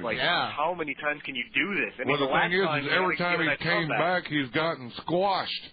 He's had one or two good matches, and then it wasn't his fault though. The last time before he was on Raw, he had an injury. That's right, the injury. It's not a personal thing with Mark Henry. Like I just don't like the guy because he's shitting my cereal. But I mean, the guy He's just not like, just like we talked about just now, I mean, how many times has he left and come back, been squashed, and now we're supposed to think that, because he's back, he's a threat? He's a threat to the world champion, no doubt. And the thing is the reason they're doing it with him is because he's the only one really big enough that left, other than the Undertaker, but it seems like he's pissed off. Dude, I'm telling you, seriously, let's not... Who else is on the... I agree with you. But let's not overthink this thing. I mean, seriously, let's look at it this way. I mean... This is why, if the WWE wants to consider themselves sports entertainment, then pick up something from the sports side of it. Yeah. Because if a team in sports has 3 or 4 injuries to their starting roster, right, they go and they make a deal. And what better way to bring these guys in like a Kid Kash that just showed up out of the blue? Don't just let him show up out of the blue. Say, hey, this guy was wrestling over in Ring of Honor and wrestling over in OVW and whatever, Dirty South, whatever the hell that is. Oh, wait a minute. This wrestler was wrestling in Raw. Can't we make a trade with Raw? I made that one up. I don't know where Dirty South came from. But anyway. Yeah, Deep South, that's what you want to say.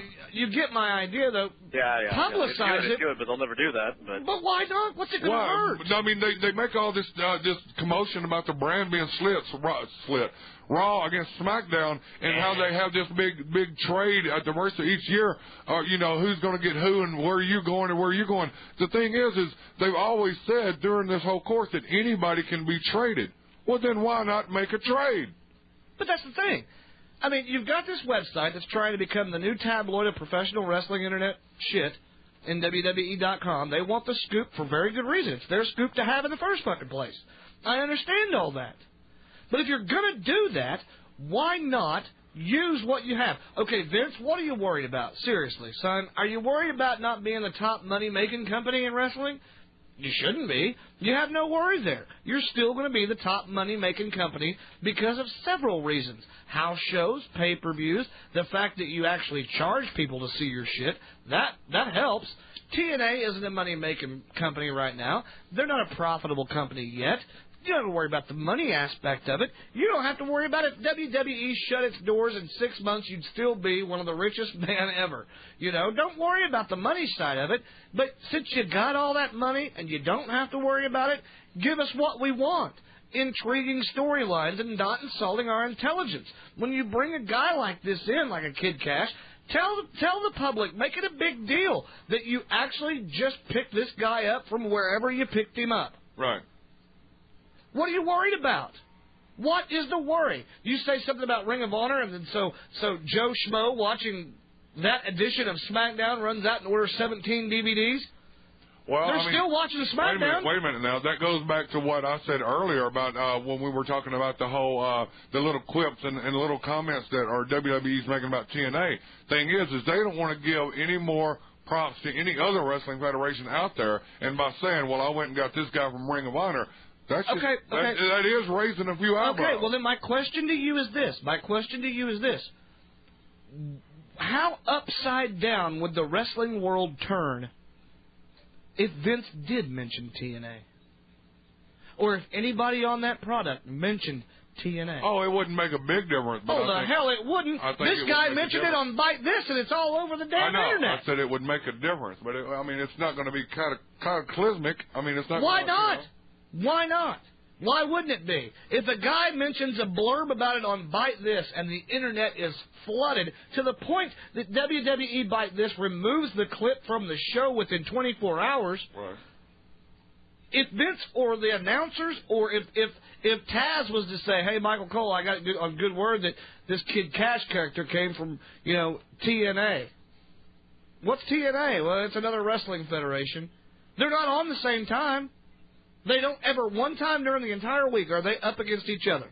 Well, they don't have any problem dropping WCW's name, Yeah, because WCW is dead. Well, but even back then, Vince owns WCW. But even back then, they dropped it a time or two. Oh, yeah, they dropped Yeah, because you were having the Monday Night Wars and stuff like that. But that's what I'm saying. That's even more serious than what they're up against right now. Mm-hmm.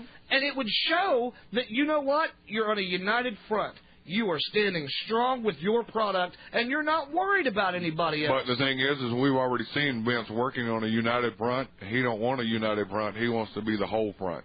But that's totally off what I'm. That has nothing to do with what I'm saying. What I'm saying is instead of just saying this guy just appeared out of nowhere, and now we're going to push him to a title. Explain, hey, we picked this guy up from TNA. TNA wasn't good enough for him. He wanted the bigger life, the brighter city, and the more money, and blah, blah, blah, blah, blah. Have him cut a promo. Boom, there you go. Instant background.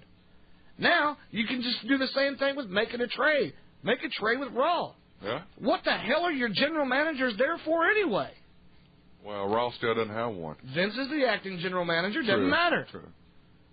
If anybody, Vince McMahon says, hey, look, I'm starting to take notice that our SmackDown roster is getting hurt and dying.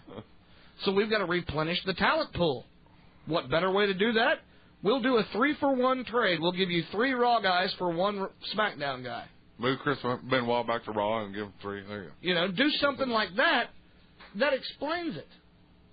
True. And it fixes the problem. Yeah, well. And it gives us, we don't have to sit here and go, Mark Henry, Fit Finlay, what the hell are they doing there? These guys that we just saw on Raw, we're not stupid. We haven't completely bought into this brand split shit. We know that they all still work under the same umbrella, WWE. It's just a different colored ring on a different night. Right. They still have Vince McMahon on their paycheck.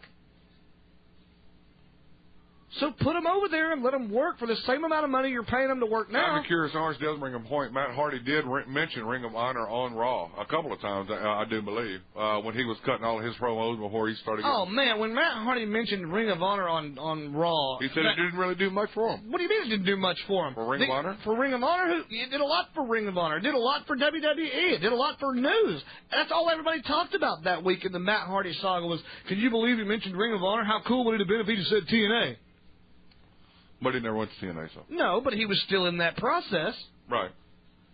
I mean, it's not going to hurt. I wish, that's what I get at all the time. I hate they insult our intelligence.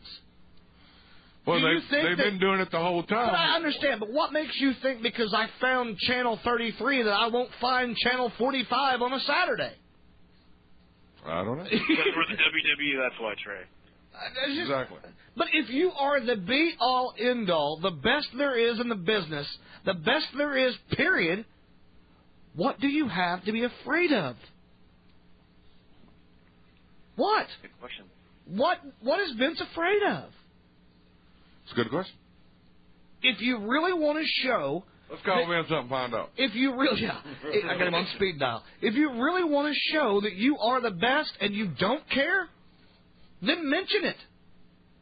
Because when you don't, or when somebody else does, and you edit that out of your footage, then that kind of means you're showing that you're showing that you might just have a big Montana in your pants, and that you're really scared, but you don't want to admit it.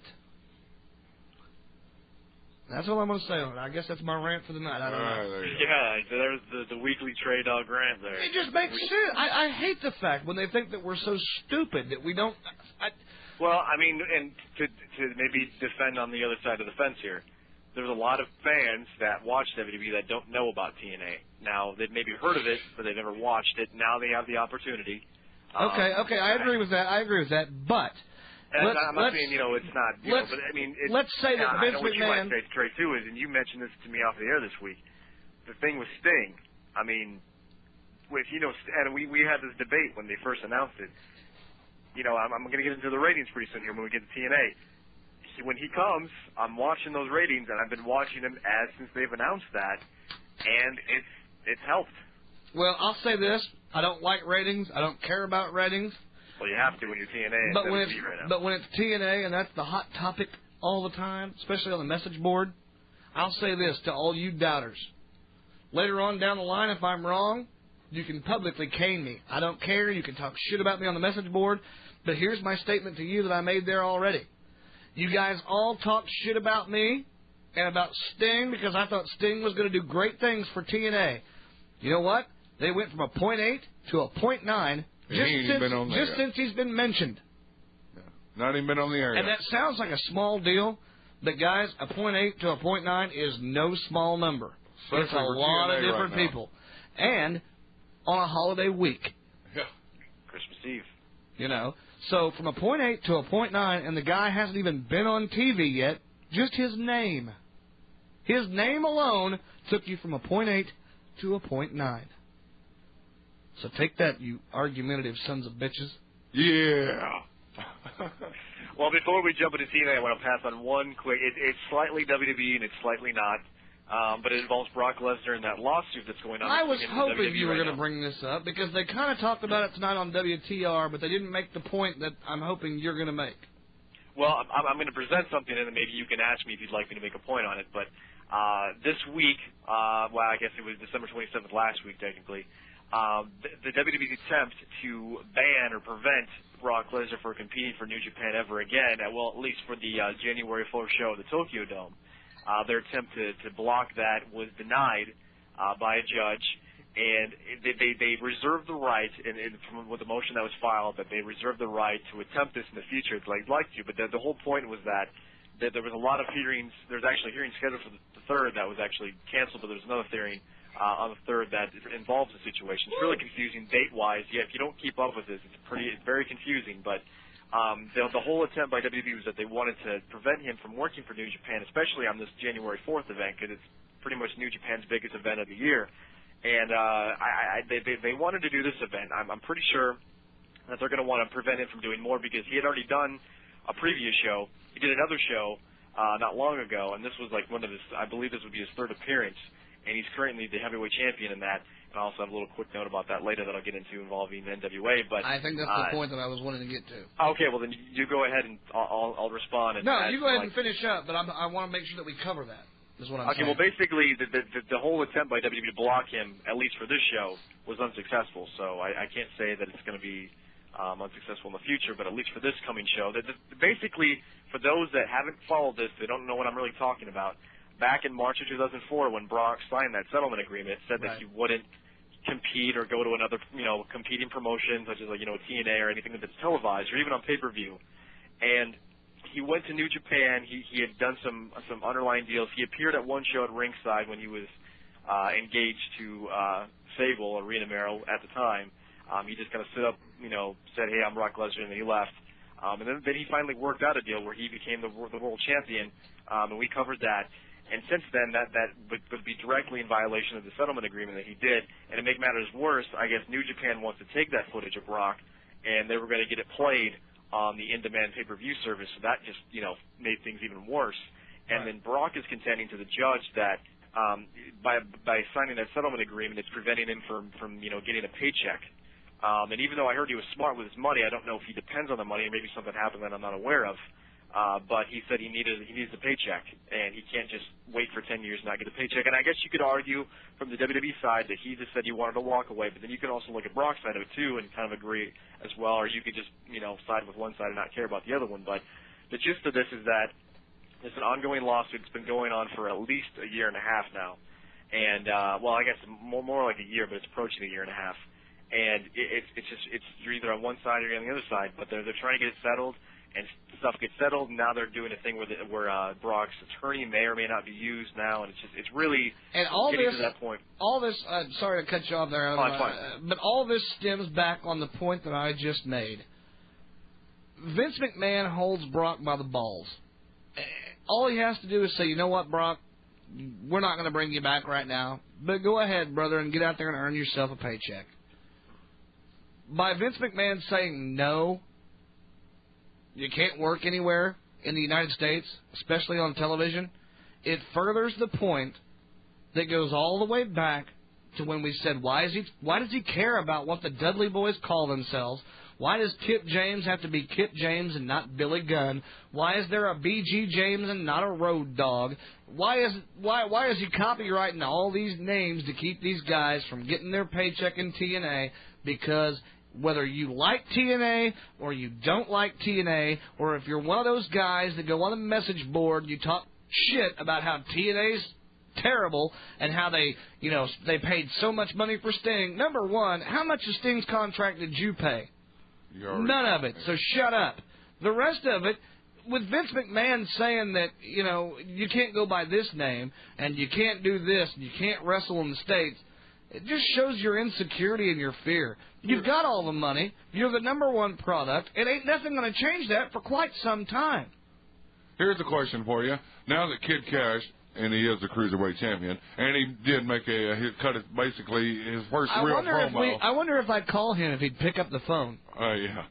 Now that Kid Kash has gone to the WWE and made himself somebody in the WWE, when he gets released, and he will get released, is he going to be able to be Kid Kash anymore? I don't see why not. Well, wait a minute now. Hold on a second. Why not? Dudley Boys had their lane long before they went to WWE. That's a different story. That's totally different. Totally different. Because Vince McMahon bought the company that trademarked or supposedly trademarked the Dudley Boys. Okay. All right. So he bought those trademarks. Christian Cage was Christian Cage before. Right. So, right. I mean, there are technicalities in there, but my biggest but like, thing well, is... what they could do is now they could step in and trademark that name, Kid Cash, if they wanted to. Well, now wait a minute. Hopefully Kid Cash was smart enough, and nobody's accusing him of being that smart, but hopefully he was smart enough to see what was going on in the last several months and go, you know what, I'm going to sign this contract only if I get to keep my name if things don't go right. I just thought of something. You talk about turning the wrestling world upside down. How about a role reversal? How about TNA going out and saying, no, we've got the trademark on Kid Cash? Well, they didn't. But no, I'm just saying. What if? Yeah. What if? Same thing with Sonny Siaki. I mean, I'm going to get into that. Yeah, soon, I mean, Sonny Siaki. I mean, these are guys that were in TNA and now they're in WWE. When the guys that were in WWE go to TNA, they can't use their names. Why is it still okay the other way around? Right. It would be nice. It would be nice if you're going to be an asshole to one, be an asshole the other way, and try to do it that way too. The thing is I don't think TNA is being that big of an asshole. A lot of no, they're not. They're not. I know. The thing is all of these characters had these names before there was a TNA, or most of them did. In independent scenes, in Ring of Honor, and even in WWE, although they're not getting to use their names from WWE. But the fact of the matter is they're like, you know what, we don't care about that. We want you to be happy enough to where if things don't work out, you can still go to these independents or Ring of Honor or cross over to New Japan or whatever and still be able to make your money. They're not being the monger, and I did say monger, word of the day, the mongers that Vince McMahon is. Because, like you said before, and like we say time and time again, that you know what, much as you hate them or love them, TNA is still there. They're still a factor, and these people can make money in TNA and make that product bigger. But they're not going to hurt the WWE while they do that. You're right, they're not, but Vince McMahon doesn't see it that way. Well, the way he sees it, and I'm sure you guys have heard this a million times, but the way he sees it is that they're taking something that he created and they're using it elsewhere to make money off of it. And from that point of view, but the thing is a lot of the shit. Whoa! Let me back this up. I understand that point. I do too. Yeah. But the thing is a lot of the stuff that he's taking credit for that he built up, he didn't. He just bought out. The Dudley Boys. That's just one. That's just one. I'm just saying, he didn't build them up. He bought them out. There's a big difference in creating something and buying something else that somebody else created. I tell you what's going to be interesting. What's going to be real interesting, and it might be even with a guy like Chris Benoit. However, until TNA gets more of a time slot, then Chris Benoit isn't going to do much for him. But if a guy like Chris Benoit says, you know what, look, I'm out. I'm done. Thank you. I'm not signing another contract, and goes the Christian route and works his contract out in full, so there's no compete clause. Is he going to be Chris Benoit? Is he going to be allowed to be Chris Benoit? Is he going to be the Rabid Wolverine? He was a Rabid Wolverine in WCW. He was the Wolverine in ECW. Yes, he was. So Vince owns all the ECW trademarks. And WCW trademarks.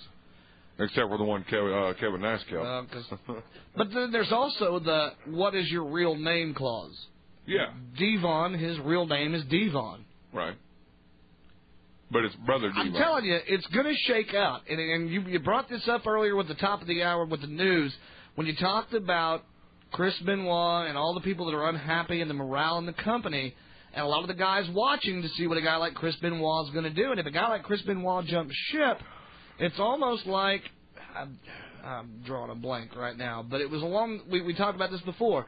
You know, I want to see who the first big name is to jump, and if that guy's willing to jump, you know, what have you done for me lately type thing. And it's going to be interesting when some of these guys that have been through the ECW and WCW, now WWE, then they go to TNA. Right. Because then that's a whole new ball of wax. Yeah, it is. It for both products. But my point is that I stick by is if you're the bigger man, if you're the bigger dog in the fight, don't worry about what the poodle do. If the poodle is barking, let the poodle bark. Right. Because you're still the big dog on the porch. And when you start worrying about the poodle, that's when you slip. The poodle starts growing. You know, and that's my whole beef is, you know, you say they don't care. Like I said, bullshit. They edit the shit out of Bite This. They edit the TNA chants out of the crowd. I know they do it because I've seen it. Yeah. You know what? You're just making yourself look bad. Stand up, stand strong, stand proud, and stand tough and say, you know what? Here I am. If you are that good, come kick my ass. Beat me. The thing is WWE right now is not near as strong. Not even close as strong as they were during that whole WCW thing. But they're still strong enough. You're right, they are. But when you put out shit like SmackDown has been putting out for the last 2 years. And that's no fault of anybody's but their own. I know. That's what I'm saying. I understand people age, people die. But you've got to be able to manage your roster. You've got to handle your team and your troops. Vince knows that the writing team sucks. Vince knows that a lot of the talent that he has is on in years, have passed their prime, is not drawing the way they used to. Vince knows all this. He's not stupid. I mean, he hadn't got this much money and built this big of an empire by being stupid. He knows. That's why he fears. When you knowledge is the key. He knows that he doesn't necessarily have the best product. And he knows that. He knows he don't necessarily have the best product. But he doesn't care. Well, if he did, no, the thing is he does care. That's why he's not given any mention. Here's what I want you to take from this. The listener out there, yes, you. Hello? You, the person listening right now. What I want you to take from this is this. TNA is not anywhere close to the WWE. They're making baby steps. The problem is the guy that's so old that they're using a walker is afraid of the person back there taking baby steps because they know eventually they're going to learn how to walk. And the problem that I have with it is the people that go on these message boards and they talk shit about TNA and how they're not the WWE and they suck. Yeah, they're not the WWE. Damn good thing they're not. But you know what? That's what we love about it. But the fact that your beloved WWE is doing what they're doing should scare you more than it scares Vince. Yeah. With that being said, we're going to take a short break. We'll come right back with more Wrestling News Live. TNA News with Adam Martin from WrestleMania.com. I need a beer. I suggest everybody else out there get a beer, too, also. All right, we'll be right back right after this. We're going to have a long stretch of highway. You are my sunshine, my only sunshine. This mother is a bad.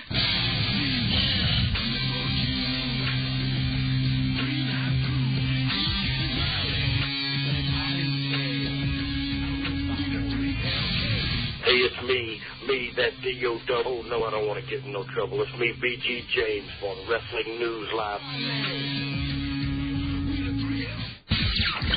There's only one place to go for all of the latest news and information on total non-stop action wrestling. It's TNAWrestling.com. TNAWrestling.com. Log on right now and get your fix of all things TNA Wrestling. Event photos, streaming video, and all of the backstage gossip is just one click away. Plus, right now, you can find special savings in our merchandise area with a complete line of DVDs featuring Nevermore, the best of Raven, Enigma, the best of Jeff Hardy, and Phenomenal, the best of AJ Styles. Plus, all of our monthly pay-per-view events on DVD as well. And don't forget to check out photos of our lovely ladies in the Knockout section. It's your online home for total non-stop action. It's TNAWrestling.com. TNAWrestling.com. It's important that a man learns a thing or two about the predators lurking around the soft felt of the poker table. The hustler. Now there's a dangerous animal. Beware. He'll try to confuse you with his fast chatter and table talk. He's a smooth operator. Yep, a real wheeler dealer. Learn the tools to play poker online at Bodog.com. Every man deserves to be king of his jungle. Bodog.com. Poker. Play hard. You're listening to Wrestling News Live. And now it's time for the news. Ladies and gentlemen, can I please have your attention? I've just been handed an urgent and horrifying news story. And I need you to stop what you're doing and listen. Hello, this is Adam Martin from WrestleMania.com with some breaking news.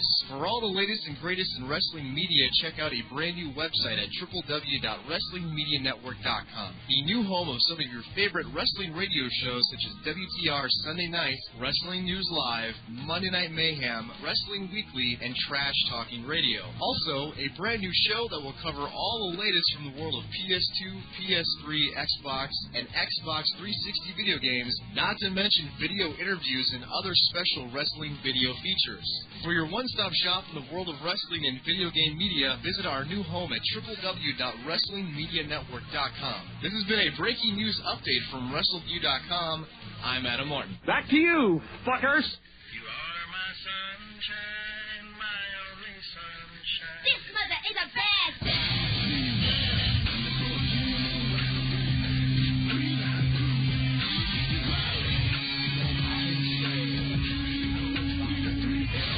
And now, back to the wrestling show that's for the fans, by the fans. Wrestling News Live. Back to you guys. Hi there, everybody. Welcome back to Wrestling News Live. I am the Trey Dog alongside my tag team partner, JSK. Where were you, man? I had to pee. Oh, all right. Hey, and yes, we are drinking beer tonight, just because you don't hear the pop tops or anything. Here. We stepped up and bought bottles. Ha ha. Anyway. To whoever this is that keeps calling into the WNL fan line provided by RadioWrestling.net, nice plug. We're not taking calls yet. Just hold on a second. Just chill out. We'll get to some calls. If We're you want to still call running in. down the news. That's right. That'd be Trevor Murdoch. It could be Trevor, and that's why I don't answer. Who? Trevor Murdoch. Oh, we don't need Trevor calling. Trevor Murdoch doesn't even have a phone, dude. Actually, Adam might want Trevor to call, but Sergio might want Trevor. Actually, I've seen photos of Trevor on a cell phone when you see the pre-rock. Oh yeah, that's right. I have seen that. That's right. So maybe he's making phone calls to Sergio or something. You never know, man. You never know. Let's get back to the news. Now let's get into the TNA news for this week.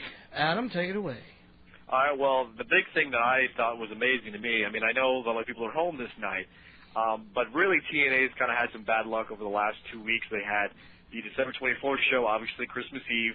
And then next week it aired on New Year's Eve, then went transferred over past midnight. So you really have two shows there in the span of 2 weeks that are on some holidays. You're not really sure, because usually even shows after holidays do not so well with WWE. So I was kind of wondering what the show was going to be for the December 24th show. We haven't got the ratings yet for this past weekend, but the Christmas Eve edition of Impact drew a .9, which is, I believe, the highest it's ever gotten so far on Spike TV.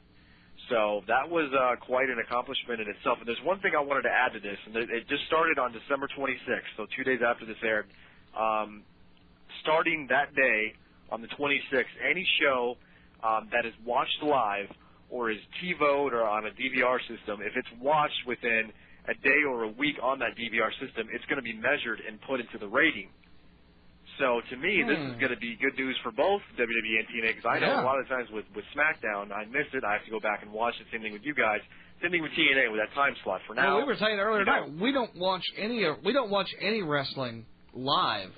We haven't for the last year. Yeah, it's hard to watch it live because of the jobs. That's just where it goes. I was a VCR guy for the first 8 months we lived here, and then now we've got the DVR, so I'm a DVR and son of a gun. I mean, we don't watch any of it live. This is Nielsen Media Research doing this, so this is something that I think is a good idea, because a lot of people do watch shows like this. I mean, it doesn't even have to be wrestling. It could be a lot of shows that, you're gone and you want to catch something. So for TNA, I mean, maybe more so TNA than WWE right now, this could be really good news for them, because I know a lot of people go back and watch those shows when they DVR them or use TiVo or something. A lot of people do watch some Monday night too, but we talked about the holiday thing.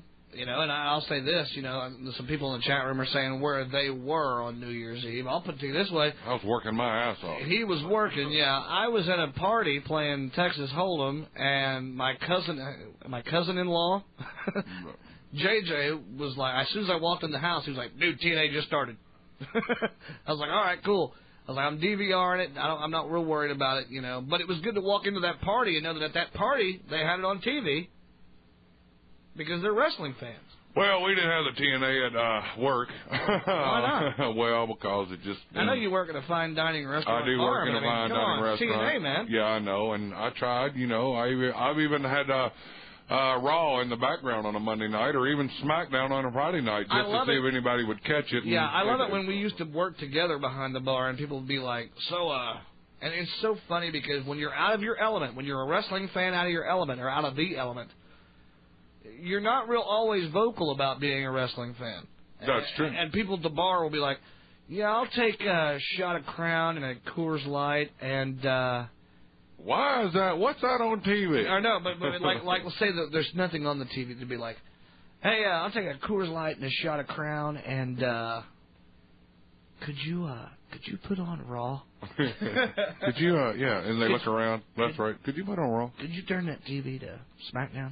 Hey, are you getting a pay-per-view tonight? Yeah, what's the deal with the pay-per-view? Can you guys get pay-per-views here? Yeah, at Pizzazz all the time. I always work Sunday nights at Pizzazz, and we had a satellite there, and we had what they call a cheater card, and every once in a while we could get that pay-per-view. At least they're out of business now. You can bust them out for having a cheater card. We had the cheater card, Raw, the satellites. We get every game and everything, anything we wanted, and Sunday nights I was the one working, and all the owners were gone, but yet I still had the cheater card, and that's right.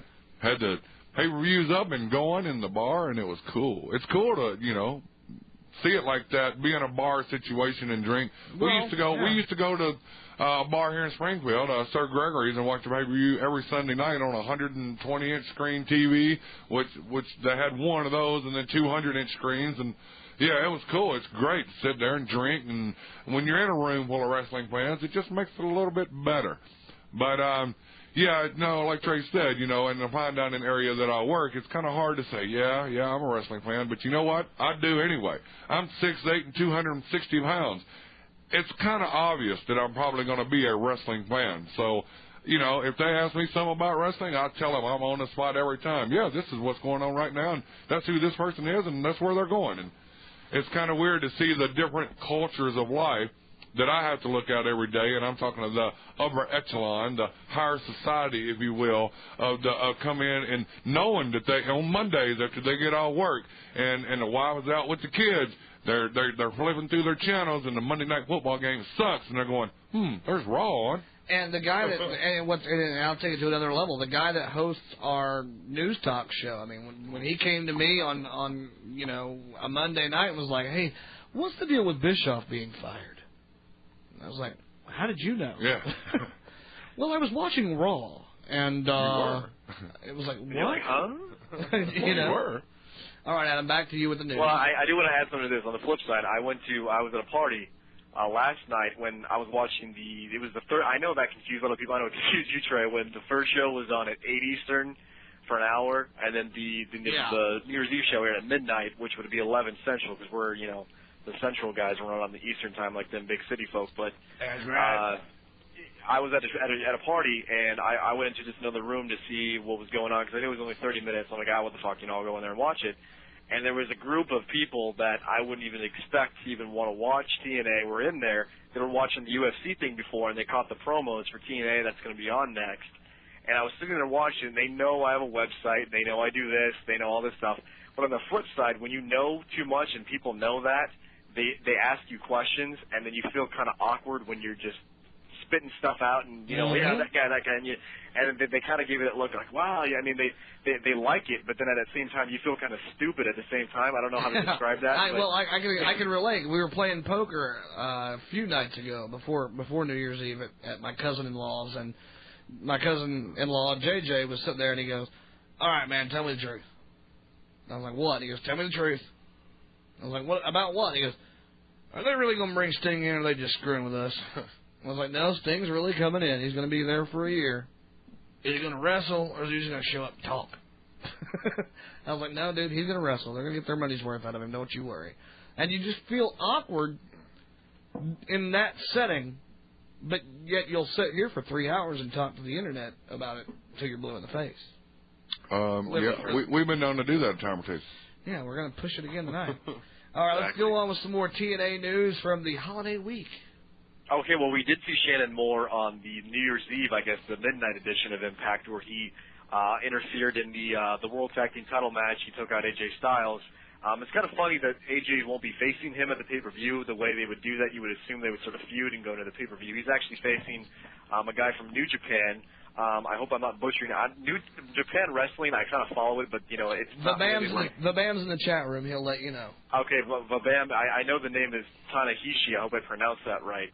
If I didn't, I apologize, Vabam, because if we bring anybody on to talk about New Japan or any type of stuff Japan, it's got to be you, because I know the people, I'm aware of the matches and stuff like that, but I don't know the histories or the backgrounds like a lot of people do, so I apologize if I butchered the name. I just wanted to put that out there. But based on what they did with Shannon Moore last night, you would assume he would be having a match with AJ Styles as Final Resolution, but they're booking that match as an international X Division showcase. That's a lot of things to say right there. But with Shannon Moore, in that case, we've seen him on TV quite a bit. He doesn't have, I mean, this could have changed by the time I put the report up, but he doesn't have an official contract with TNA quite yet. You would think they maybe would iron that out before he was on television, but based on what I know, he still didn't have a contract. We saw him in Orlando. He's been there for a while, and he was waiting for his no-compete clause with WWE to run up. So this was something that was always in the works, and he's going to be taking that, that Punk gimmick that he actually did on WWE, mostly just on Velocity, with no promotion or push from WWE. He just kind of did it himself, but he's going to be using that in the X Division.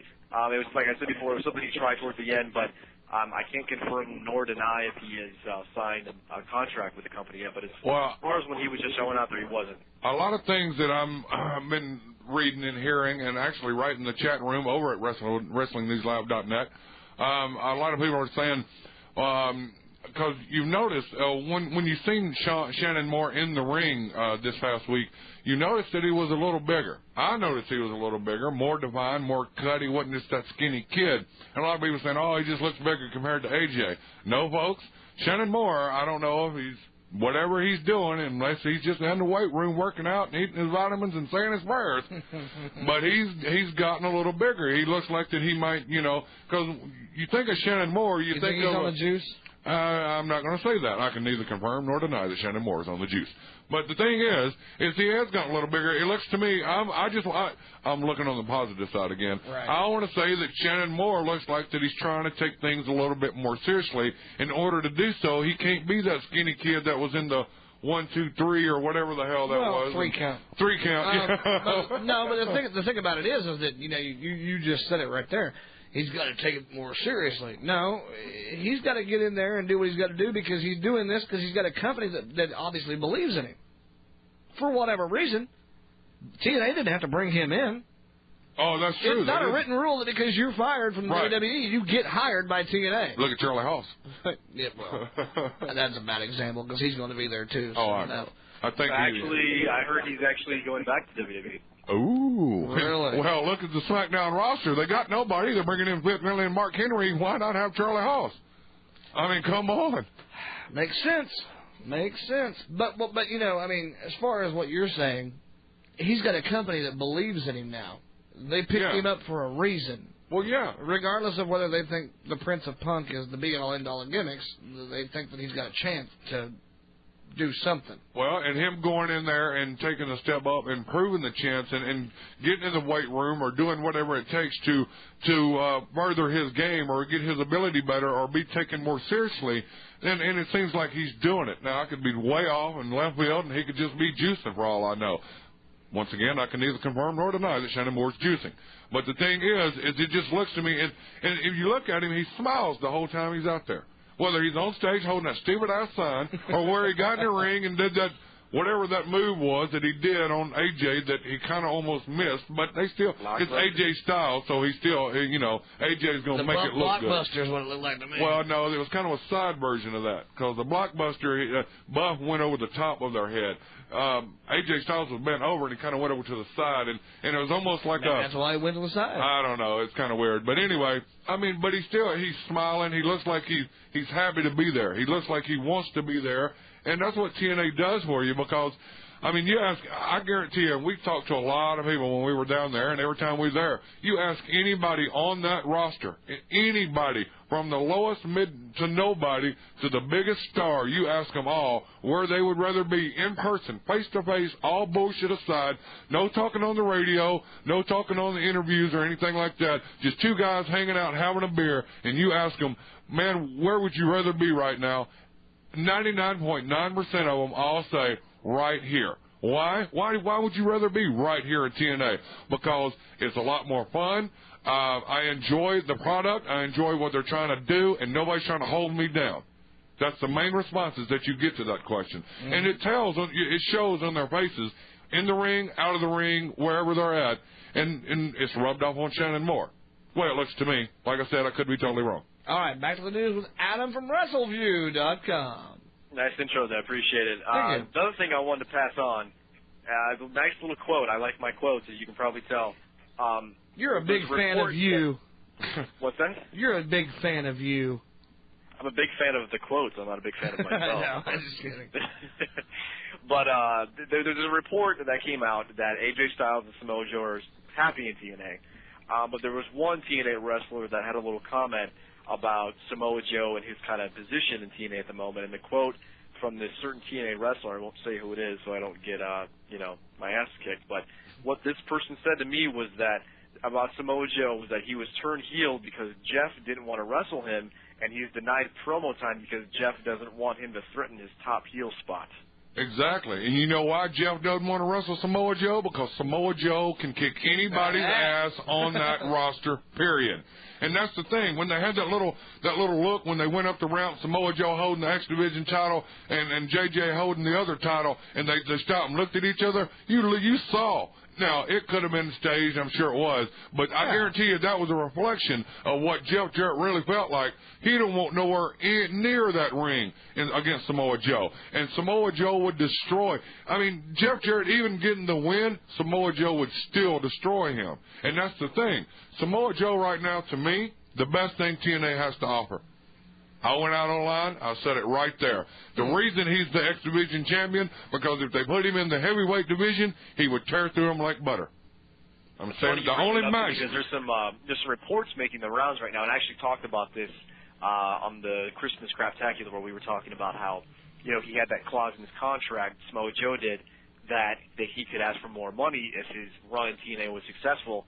There was some more reports that came out this week where he kind of stated that he was in negotiations with TNA right now, but he was very upset that guys like Kevin Nash and Sting were getting paid a bunch of money when he was busting his ass in the ring. Now, I know there's that argument that those guys have bigger names than he does, and that's true, but Samoa Joe basically said he was kind of upset that they're throwing all this money at these guys, where these are the guys that are busting their ass and making, TNA what it is right now.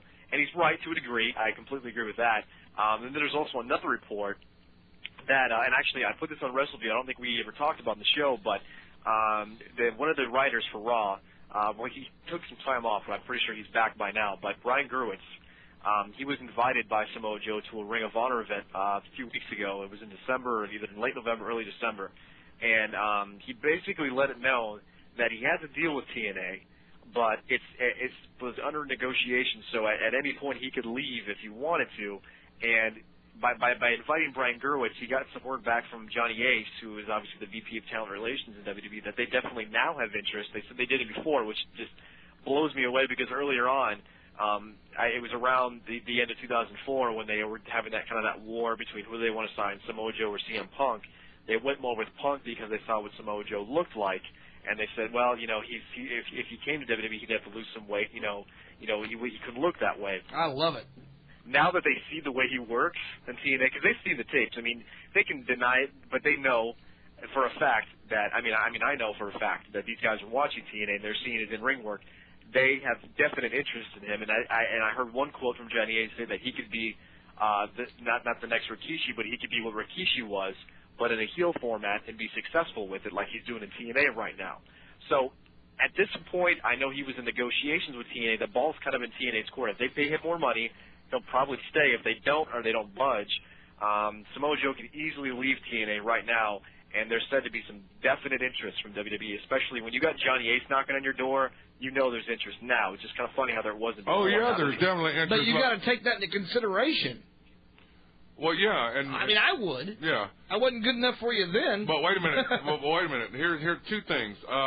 Undertaker is right. You know what? I did make the statement Samoa Joe is the best, but the thing, he's got to get rid of the blonde shit in his hair. That's just got to go. I told you. I asked JB. I said when he went out there and beat the hell out of AJ, was it because of he was pissed off at his hairdresser? It seems like that there's a couple of more dots in the back of his head now, which I didn't. You know see what? The first time I've seen you fight. I've seen you fight. And I don't think you're man enough to go up there and tell him to take that shit out of his head. No. Well, I'd suggest it because I became a little bit closer to Samoa Joe, friends-wise, when we were down there in Florida. I would definitely suggest the fact, and you know what, thank you, Joe? Samoa Joe, for the beer. Yeah, thanks, Samoa, for the beer. And another thing is here's something that was stated not too long ago. we were talking about this whole Samoa Joe getting paid more money and everything. Samoa Joe, and I bring this point up because last week during the Craptacular, we said America's Most Wanted, the best tag team there is in wrestling today, and we stand behind our statements. Mm-hmm. Adam made the point. Well, what if they go to WWE, they're going to have to change their style. Why? Guess what? Samoa Joe doesn't strike me as the type of person that's going to stand for the fact that if I go to the WWE, I'm going to have to change my style. He's going to go out there and kick ass and take names. WWE don't want that. You can back me up on this, Adam. Same thing you were saying with America's Most Wanted. They're going to have to go through he's going to have to go through the OVW training, the WWE training, to become a WWE wrestler. We don't want Samoa Joe as a WWE wrestler. Anybody on the planet that is a Samoa Joe fan, the furthest thing they want is for him to go to the WWE. Because Adam said it last week, and I agree with him, he's going to have to go through the WWE training. Oh, Army training, sir. No, it's the WWE training. And that's what sucks. They're not going to kill. They've killed other wrestlers. We stated this all last week. Go listen to the archive show. You'll know what I'm talking about. And he said this in a lot of interviews when he had agreed to come to TNA when they did that big debut at the Slammiversary pay-per-view in June. A lot of interviews, they said, well, why did you pick, TNA over WWE right now? They don't have a TV deal, blah, blah, blah. He said, well, TNA was going to let Samoa Joe be Samoa Joe. Yep. I wouldn't be able to do that in WWE. There ain't no way. I agree with that. There ain't no way that Samoa Joe is going to set the WWE ring against Batista and gives him that face wash in the corner. Batista ain't hell no, I don't want no part of that shit. Nobody wants. That's why Jeff Jarrett won't face him. He's not going to go in there and have that high knee come in while he's his head in the corner. I didn't think I'd ever say this early, but I'm telling you right now, we talk about TNA, we talk about, how tired of Jeff Jarrett having the belt we are, and blah, blah, Jeff Jarrett. Everybody that comes in has to be against Jeff Jarrett. You know what? I would love to see Samoa Joe take that TNA. Love to see it. Love it. I want to see him and Monty Brown go first. Why? Because it's believable. Right. He really is that bad of a guy. Right. I want to see him and Monty Brown wrestle first. And the winner of that match gets Jeff Jarrett. That's what we were trying to do a long time ago. Yeah, it didn't work out. You talk about TNA's X division being not about weight limits, but about no limits.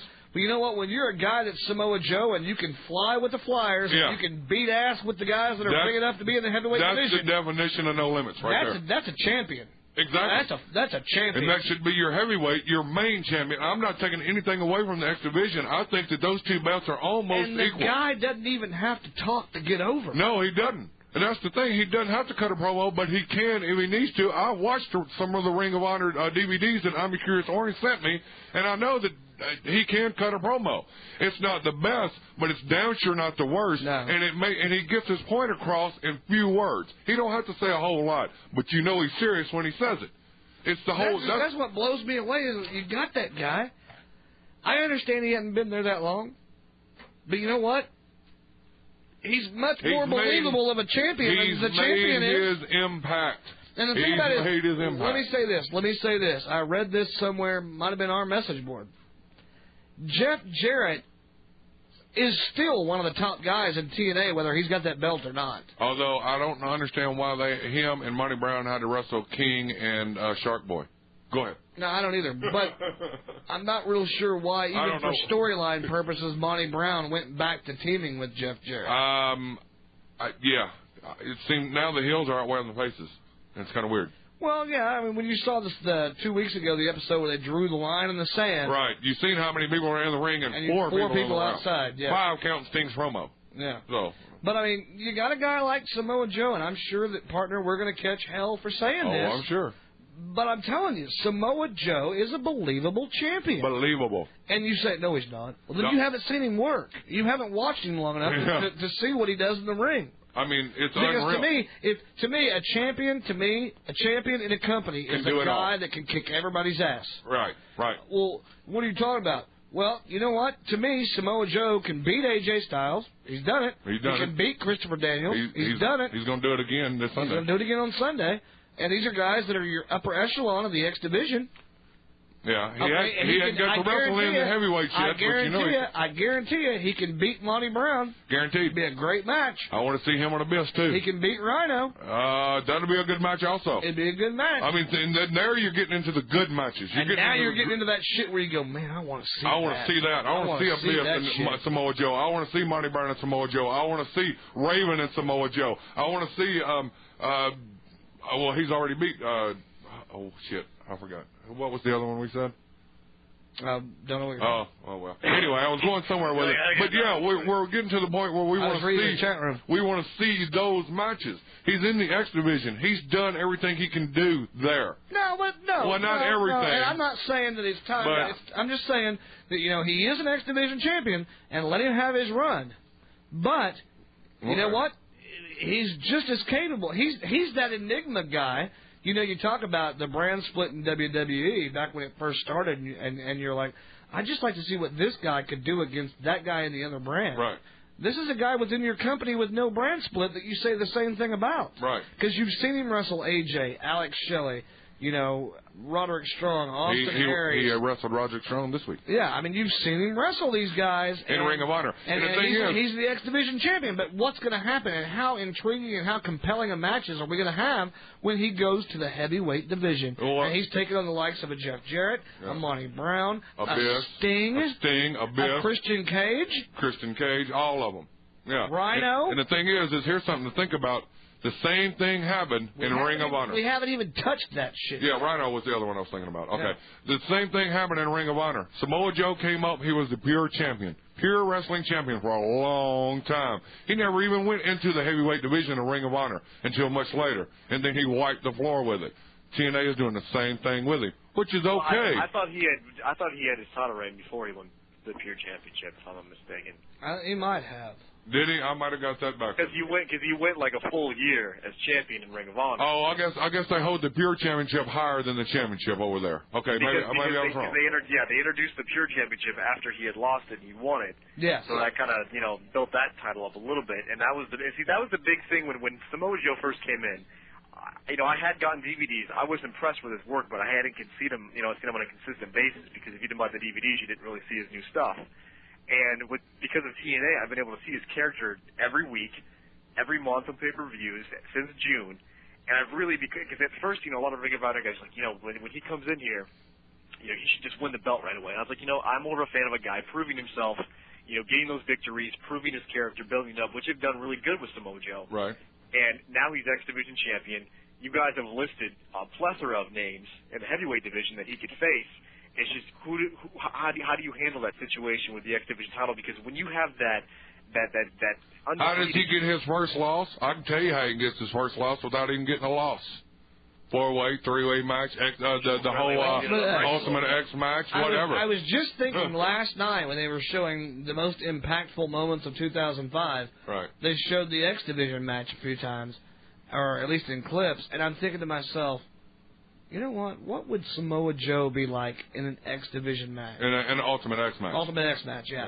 I'm like, that's something you haven't seen yet. Yeah, and you will see it. And you will see it. I mean, you will see it. That's how, to me, that's how he will lose his belt and move on into the heavyweight division. That's what will get a common, just general TNA fan to buy a pay-per-view they might not have. Right. That'll definitely get a ring. Joe and the Ultimate X. That's a high flyers match. Yeah, that'll definitely get a Ring of Honor fan watching. Yeah, definitely. I mean, but the thing about it is, you talk about Samoa Joe, Ultimate X. He's got to manipulate the ropes to get to the X. Right. That's just another thing for him that he can do. We haven't seen yet. He's got to carry that 300 pounds across that thin cable to get that belt. That cable has to hold him. Yeah. If it can't hold the X right now, really. I mean, but that's just another thing. It's just one more. Didn't the WWE say that? What about Samoa Joe at Lockdown? Samoa Joe wasn't on the roster at Lockdown. No, he wasn't. That was in April. So what's going to happen at the next Lockdown when Samoa Joe is in a cage with somebody? Yeah. Oh, yeah, no shit. Somebody's going to the hospital that night. Mm-hmm. And it ain't going to be somebody with the last name of Joe. Nope. Or the first name Samoa. Exactly. I mean, this is a guy that just intrigues the shit out of me. And when he first got in there, and I'm like, Wait, this guy was a wrestling radio host. He was. He was. He admitted it on our show. And right now, he is something that just, when his music hits, you want to see him. I set up in my chair and I'm like, okay, here we go. This is the match I want to see. Even if it's against a jobber that I know has no chance to win, I'm like, I want to see how bad he's going to hurt this guy. I want to see how many different ways, and he does it in every match. He does it in so many different ways. I want to see how many different ways he can beat somebody. That's the thing about Samoa. One of the things about Samoa Joe, he has the muscle buster, and he has the naked rear choke and everything. Conchita clutch? How the hell do you say that? The Katina clutch. The Katina? It ain't the Katina. It's the Kachina. No, it's Katina clutch. It's like Nikita Clutch.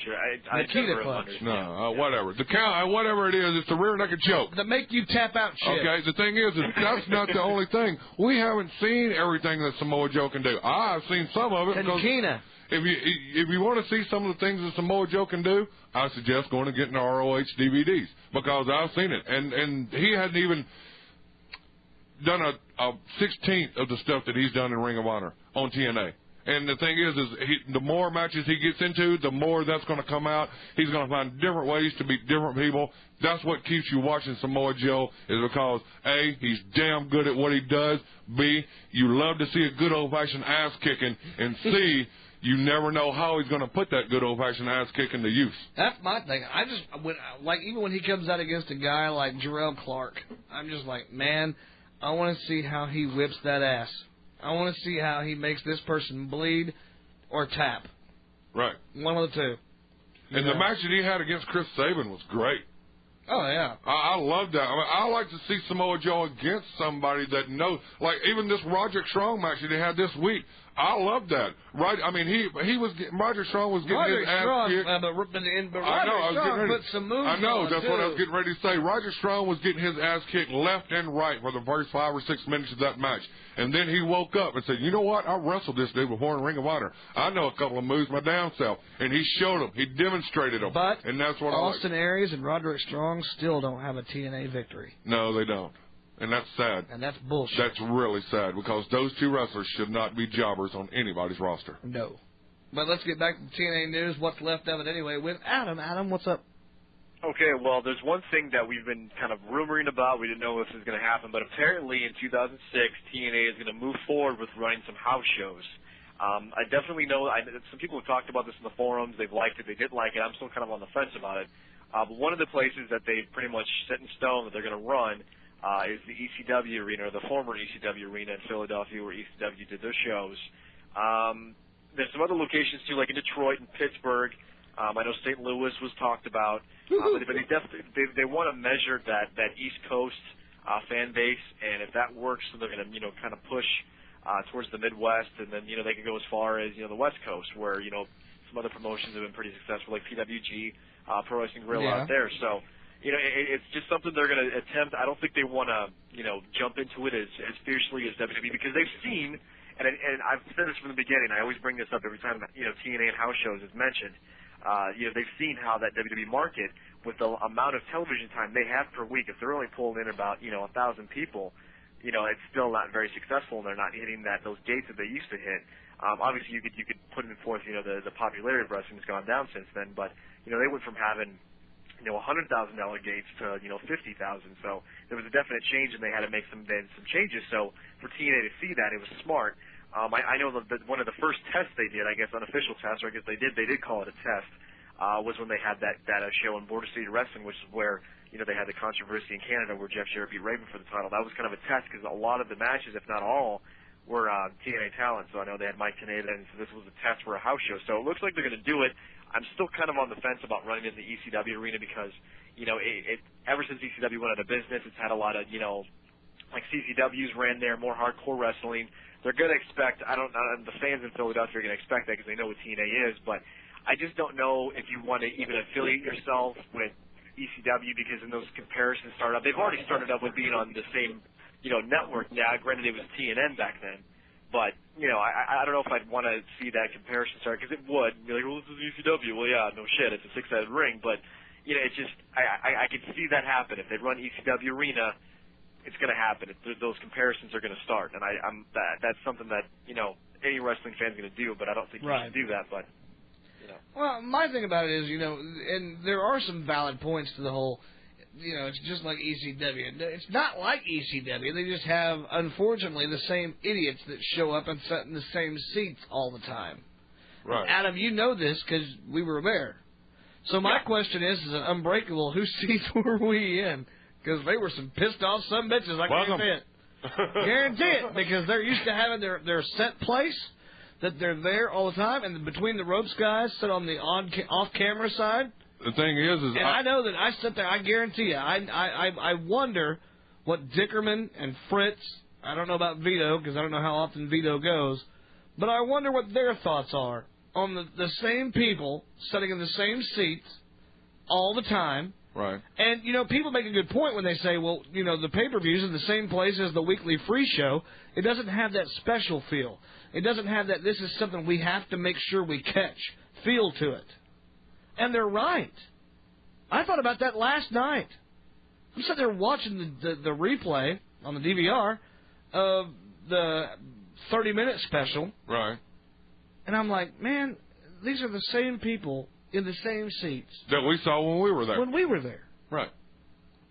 But I mean, as the I didn't see anybody telling us we had to move, though, did you? No. No. I don't think anybody. And then when dude wanted his chair back after I got a chair, I said, fuck you, I'm keeping a chair. And he went, okay. All right. Okay. All right, that's cool. Whatever, man. But, I mean, they're going to have to do something. They're going to have to get out of the impact zone. They're going to have to travel. They're going to have to visit other cities. They're definitely going to have to visit other arenas and get their product out there. I know it's hard to do, and I know it's not very cost effective. But the thing is you have to get your product known. Dude. Somebody in the chat room said that they should stay in the South until they get more popular. No.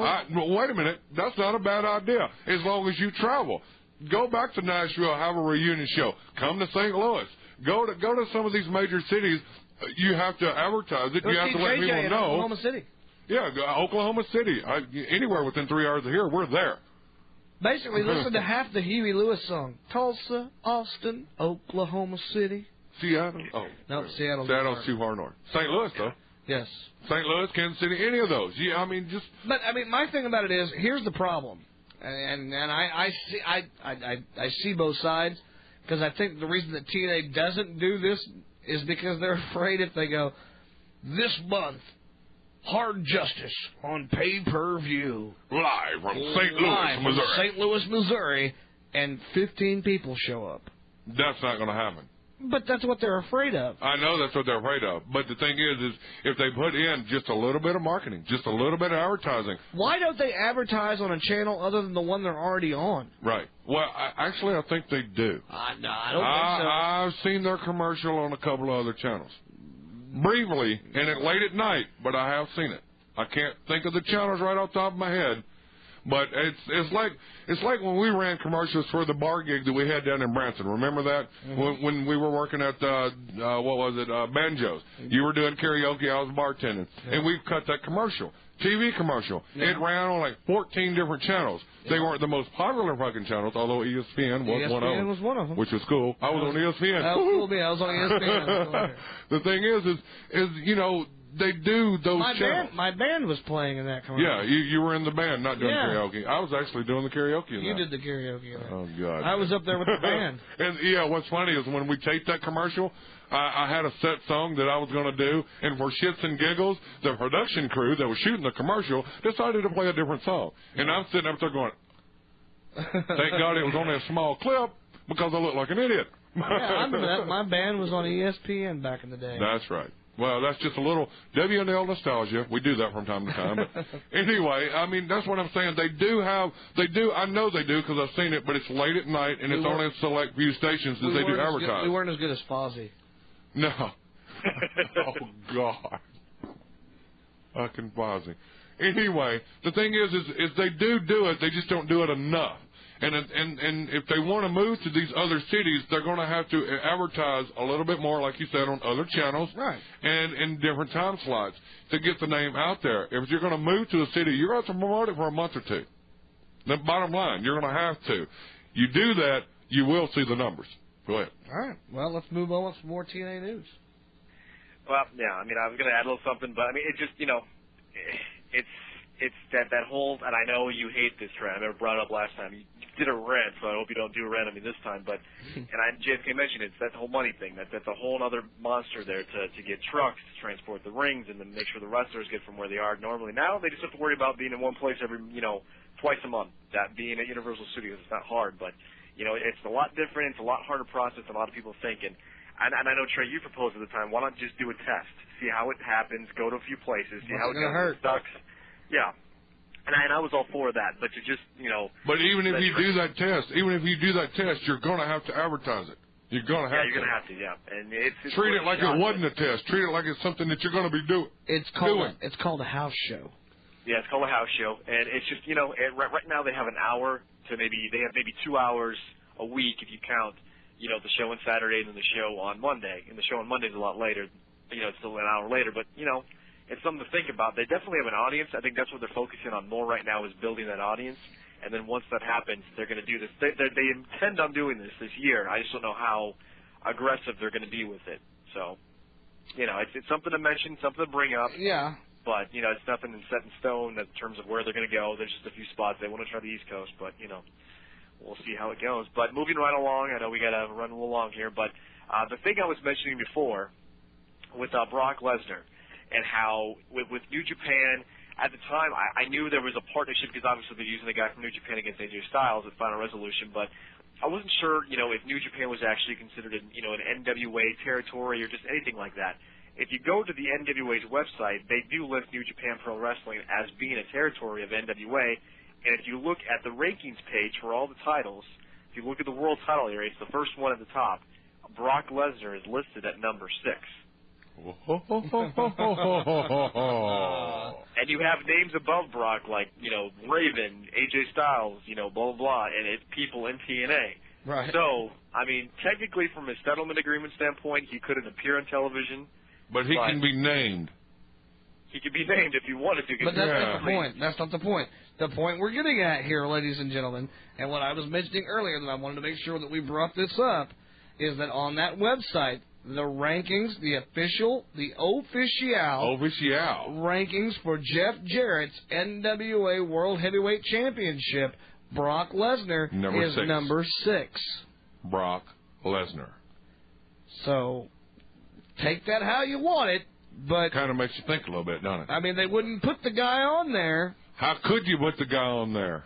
I mean, seriously. You couldn't, yeah. Yeah, I mean, how could you? If he's wrestling for New Japan and New Japan only, then even though he could technically be, because of if they did a true ranking, right? Let's say they did a true ranking. We're not talking to BCS. We're not talking, you know, WWE's power rankings. Power rankings. We're talking about a true, legit ranking. They're obviously doing this. Samoa Joe's number 1. They're obviously doing a ranking for a reason, right? Why else would they do it? Why else would they waste their time doing it? Put it on the website for all the world to see. So now they've gone so far as to include a guy that, you know, other than New Japan, only wrestling twice, hadn't wrestled in the past 3 years, 2 years, 3 years. So what would be the purpose in putting him on there? Yeah, that's at number 6, no doubt. You could easily, although he's supposed to be with your formula, number 6. That's pretty high up in the rankings. Yeah, but what I'm saying is if you didn't put him on there, would we all know that he was supposed to be there? No. No. We wouldn't. So he's there for a reason. Gots to be. So watch that. If that ever changes, you heard it here first. If that changes, then they know that it got around. And they MTV, you hear it here. First. I think that's moving right along. Now hold on. Before we move along, I want to make sure you realize this. It hasn't been broke on any other show. Did we break it? Brock Lesnar. I broke it on WrestleView, but in terms of wrestling radio shows, no one else has. We broke it. Brock Lesnar, number 6. Number 6 for the NWA TNA World Heavyweight Championship. All right, now we can move along. Okay, moving right along. I have 2 quick things. I'll get to this first one really quickly here. The last one is has to do with Final Resolution. There was a proposal. Actually, I have one little quick thing. It doesn't really need a review. There's going to be a new Christopher Daniels DVD, a best of. It's going to be available on January 10th at all the major retailers that TNA goes through. So, what's the DVD called? Heaven Sent, Hellbound, or? Yeah, correct. Yeah. It had a lot of stuff in it. Cause, okay, I got the AJ Styles DVD like as a gift for Christmas. Oh. It basically went from when he got the title on the second ever show up until they had just gotten on Fox Sports Net. So it was the most current one. It was still kind of the six-sided ring, but it was a lot of the old Nashville footage. This one is going to just strictly it'll include some of the Nashville stuff, but it's going to be more up-to-date than the AJ Styles one, though. So that'll be kind of nice, because I also got the Best of the X Division Volume 1, and that was more up-to-date as well, too. So, but this one's going to be mostly, they're going to highlight the AEW feud between Triple X when he first came to TNA, and then kind of up till, I think the earliest they go was within the last few months. I think it was the match he either had with Shocker. It was when he was the X Division champion. He was touting that he could beat any wrestler from any country, and he had like a match with Petey Williams and with Shocker and doing all that stuff. So I think it stops about right there. So it's pretty current. It's not extremely up to date, but it's at least something they get a taste of the best of Christopher Daniels if you decide to purchase it. So I want to pass that one along. But one thing I want to mention too, there was a proposal by Mike Tenay that TNA introduce X Division Tag Team Championships in 2006. Some people in the company liked it. Some people don't. The people that did like it said that we only have an hour per week, and if we were to introduce even more titles, it'd be hard to have those guys, viewed when we have an X Division title. We already have a World title, and we also have a Tag Team title. So technically the guys that are in the X Division can go for the tag titles, but if you dilute them just to the X Division, then they can be X Division Tag Team champions. But maybe they could do that, if they get another hour, but, right. Yeah, not right now. But I'm telling you right now, watch and see. I thought about this last night, and I was hoping you'd bring this up, Adam. I watched that 30-minute special last night and the hour special that aired before that, and they've now acknowledged that Dave Hebner is working for TNA management. Oh, yeah, he's out there every week writing on some clipboard. Yeah, well, watch and see. He's going to be the guy that says, because, even though we know it's a brainchild of Tenay and the booking committee, we know that on camera, it's got to be somebody else. Somebody else is going to have to acknowledge and recommend. And I guarantee you, Dave Hebner, his first act of business, or one of those acts of business, because I'm an official representative of Spike TV, and this is how things are going to be. He's got the Impact. He's part of the TNA management. Right. That's what they're playing him as. And he made sure the other night to look down and see if his Impact logo was visible. Right. So watch and see if because the general consensus most of the time that he's out there is during X Division footage. Watch and see if he's not the one that brings this Tag Team X Division thing to the surface. It very well could be. I mean, they definitely have the talent where they could do it, but like Adam said, they've got to have 2 hours left in the they got to have 2 hours in the show to do anything else. Right. I mean, that's to bring more talent in. That's to create new belts. That's anything. And what did I tell you the other night when you and I were just sitting here bullshitting, just the two of us?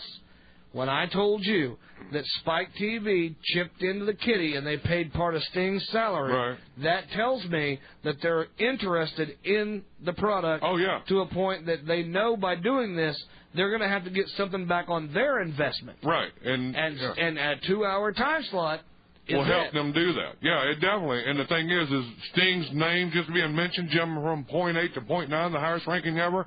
Oh, think that's not going to turn them a few heads and go, we're on to something here. And Sting is growing his hair back out. Yes, he is, thank God. I saw a picture of him from more recently than I thought, and his hair's getting Speaking of TNA, here's something I want to throw out there. I just wanted to say I love the fact that they brought Homicide into the fold. And to have Apollo, Homicide, and Conan as sort of, I guess, and I hate to say this, and I don't want to because it's not even close, but this is the closest thing we can compare it to. Don't. You know what I'm going to say? Do they ride lawnmowers? Yeah, they do. Oh, so we hope that these guys don't ride lawnmowers. Hopefully that they take more of a thuggish approach to it, because Homicide, one of my favorite wrestlers, and I watched Homicide in some of the Ring of Honor, but I've seen him in other events too. And hopefully they'll take more thuggish about it, but I like the fact that they brought him in. And Homicide against Samoa Joe, I could see that happening. We've seen it in Ring of Honor. Let's see what happens. I heard they might be bringing in Shocker into that fold. Yeah, I don't think Shocker fits. I don't think Shocker fit. He doesn't fit with Homicide. Apollo can be made to fit, and they did. He's the muscle. Could be, he's the muscle or something like that. So. I don't see Shocker in the fold. I don't. I don't. That's like saying Shocker. Yeah. And the thing is I think they keep it at 3 as a slap in 3 Lives Crew's face. Well, once you're in a McDonald's commercial, you can't be a gangster. Right. And Ronda Truth Killings is going to go back and forth, back and forth, back and forth. But the fact of the matter is, Ronda Truth is going back singles. He stands alone, dude. He stands by himself. But yeah, the thing is, tired of this. Unless the beating of the bullet brings him back out. That's what I'm saying. Because you know what? Now he was a good man, and he was somebody that believed in me, and I'm going to take sides with BG and Kip. I don't think that he takes sides with BG and Kip. I don't think he takes sides with Conan, but I think he's a factor in both as he's going singles. Well, but you got to remember, which he belongs singles anyway. He should be in the title hunt as far as I'm concerned. And you got to remember though, it's just like he said here on Wrestling News Live.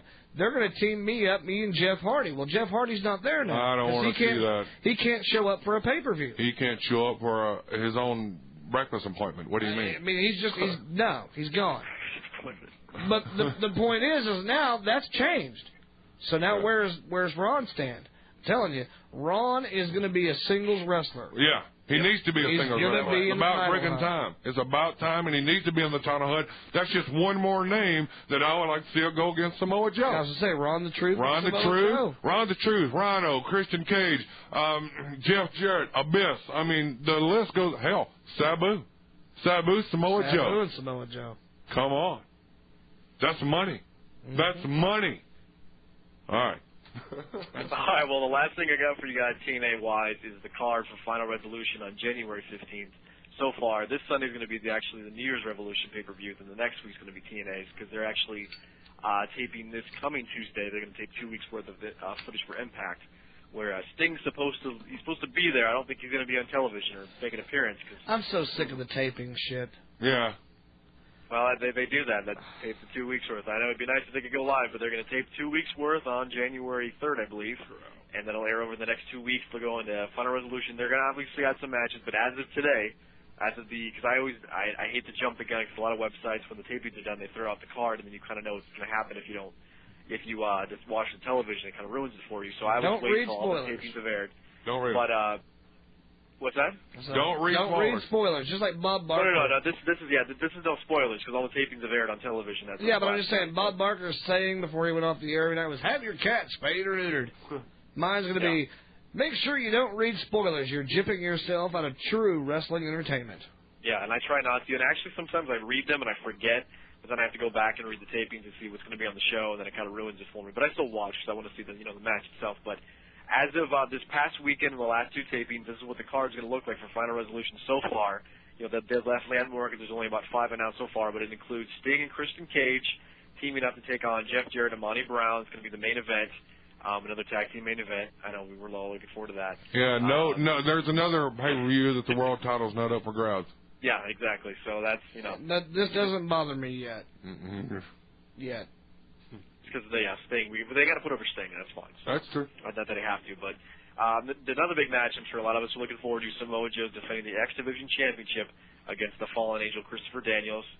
We're also going to see the International X Division Showcase match, which is AJ Styles versus, I'm going to butcher it again, Tanahashi, or I'll wait for Mike Tenay to say it and I'll get it right.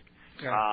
After that takes place, we're going to see Rhino versus Abyss, which I thought kind of threw together, but it's going to be, the big match. This is going to be good. There you go. This is going to be good. Don't tag that number one contenders match on it because I don't even want to hear that. Just let them go in there and have a match. That's the problem. That's the booty. That's the problem. I mean, that was some booty, folks. Wow. I don't care who you are. Just flashed up in the middle of a commercial. Wow. It's a weight loss commercial, but that was sweet ass. It was definitely the after shot because it was nice. You took the mental image in your head and just let it spew out of your mouth. You're like, booty. Well, that's all that was on the screen was a big old booty. It was just booty right there on the screen. He looked at me with a pink thong. Big old booty with a pink thong. He goes, oh, and I just went, booty. All right. Booty.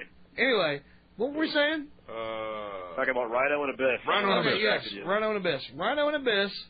I mean, to me, this is a match that I look forward to seeing.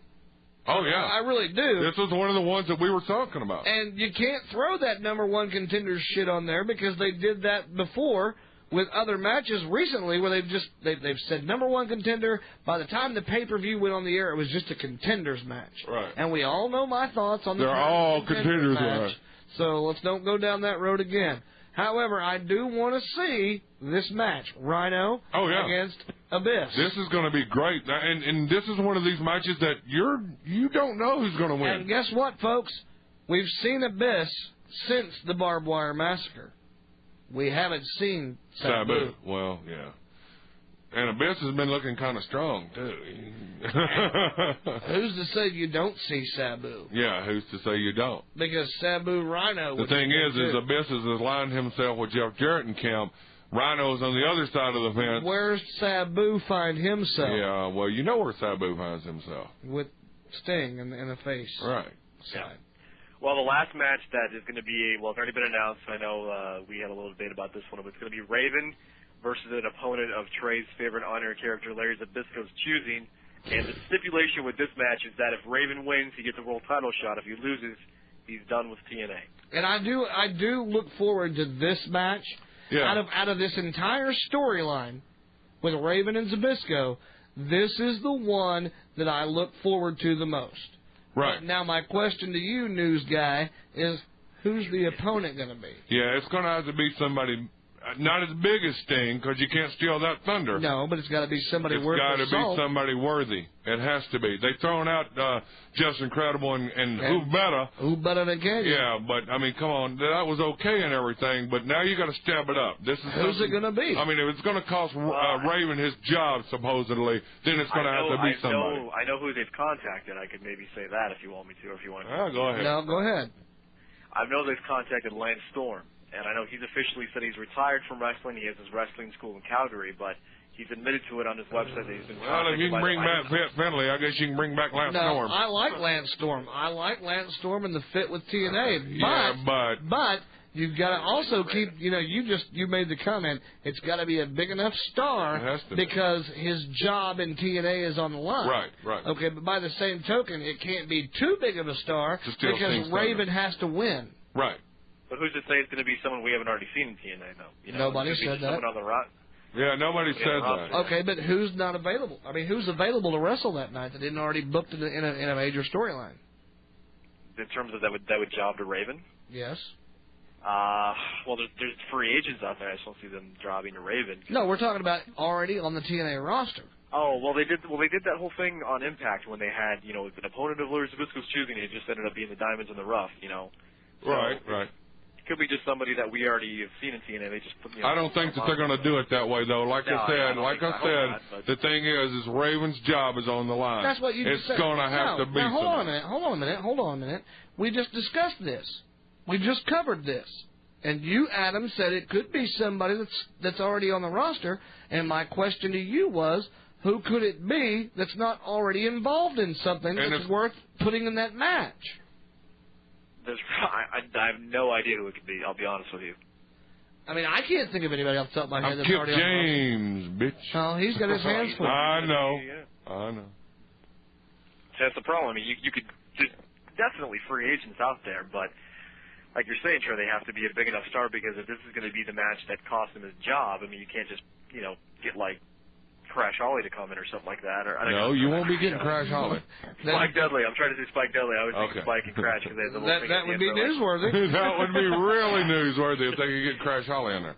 You could Spoke Dudley on there, but I mean, even with that, I mean, it could be Spoke against Raven. Could be Shark Boy. He's been getting a push lately. It ain't gonna be Shark Boy. What free agent out there is out there and available to wrestle? That's not going to steal Sting's thunder. Yeah, I know, that's the problem. I mean, they've done it bringing in just outside names, but... God, I missed that tag team. Diamond Page. No, not DDP.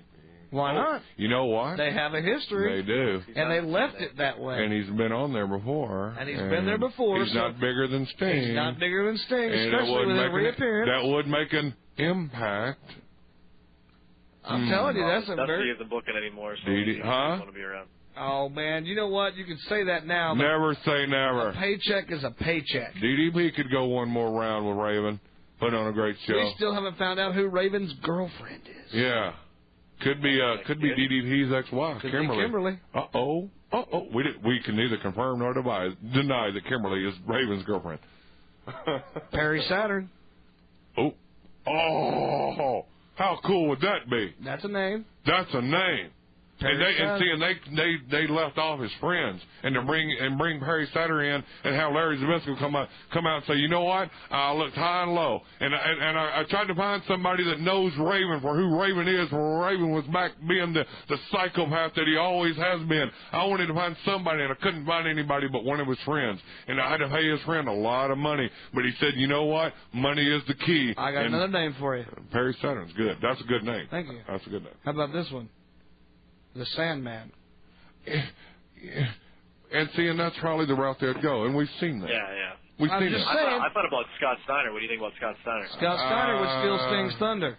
Yeah. Really? Yeah. You think so? Yeah. Yeah, because he's a big name. He's a big name, and he hadn't been in wrestling in a while, and you don't know what he's doing right now, so. He's still active. He just. I know he's active, but what I'm saying is, it's got. Isn't he over in Japan or Mexico? Isn't he overseas somewhere or out of the country? I just heard about stuff he was doing in the States and in Canada. That's about all I know, though. Canada, okay. Well, maybe but now Canada. here's the thing, though. It's got to be a wrestler that can show up. I like Perry Saturn. And not steal Sting's thunder. I like Perry Saturn. I like Perry Saturn a lot. God, I know it's not going to happen. No, but it'd be cool as shit. That would be cool as shit right there, man. I can't believe I didn't think about that, but that would be cool. I mean, I got another one for you. I see the storyline unfold in my head with Perry Saturn. I got another one for you. God, that would be great. I don't know where he stands on his 90-day no-compete. Billy Kidman. Oh, he was part of the flock. Yeah. In 90 days, he ain't been on there in a while. Been a while. I don't know if it's been 3 months, but it's been a while. It's just another name. I mean, the names are out there. They are out there. And the storyline behind the names are out there. And you know, the coolest thing that they've done is how they've tied this in with the name of the pay-per-view. The Final Resolution. Right. Wow, why not bring back the old flock to go against Raven? And then that's when Raven introduces his new flock, and you got Alex Shelley and No. How about in typical Raven fashion? Yeah. For all you Raven fans out there, how about typical Raven fashion? Larry Zbyszko thinks he's got Raven by the short and curlies, and he brings out a Perry Saturn and a Billy Kidman in a handicap match against Raven, and Raven says, no, but that's where you're wrong, because we're the flock. Yeah. And then they turn. And he says, okay, and then that's the birth of the flock. Oh. Perry, Saturn, Raven, and Kidman. Yeah. I know this is all hypothetical. We've got the magic ink pen, as Trey likes to call it, and we're just trying to write our own story. But you know what, people? What we're talking about right now is a lot more entertaining than anything you'll see on WWE. As Monty Brown says, would you not be entertained? Would you not be entertained? You know, he hasn't said that in a while either. No. He's doing crazy shit in the ring now. And I'm not trying to sit here and say, you know what, we could write Raw, we could write SmackDown, we could write TNA better. I'm just saying, we could. In this situation, well, not better, but we could write it. In this situation.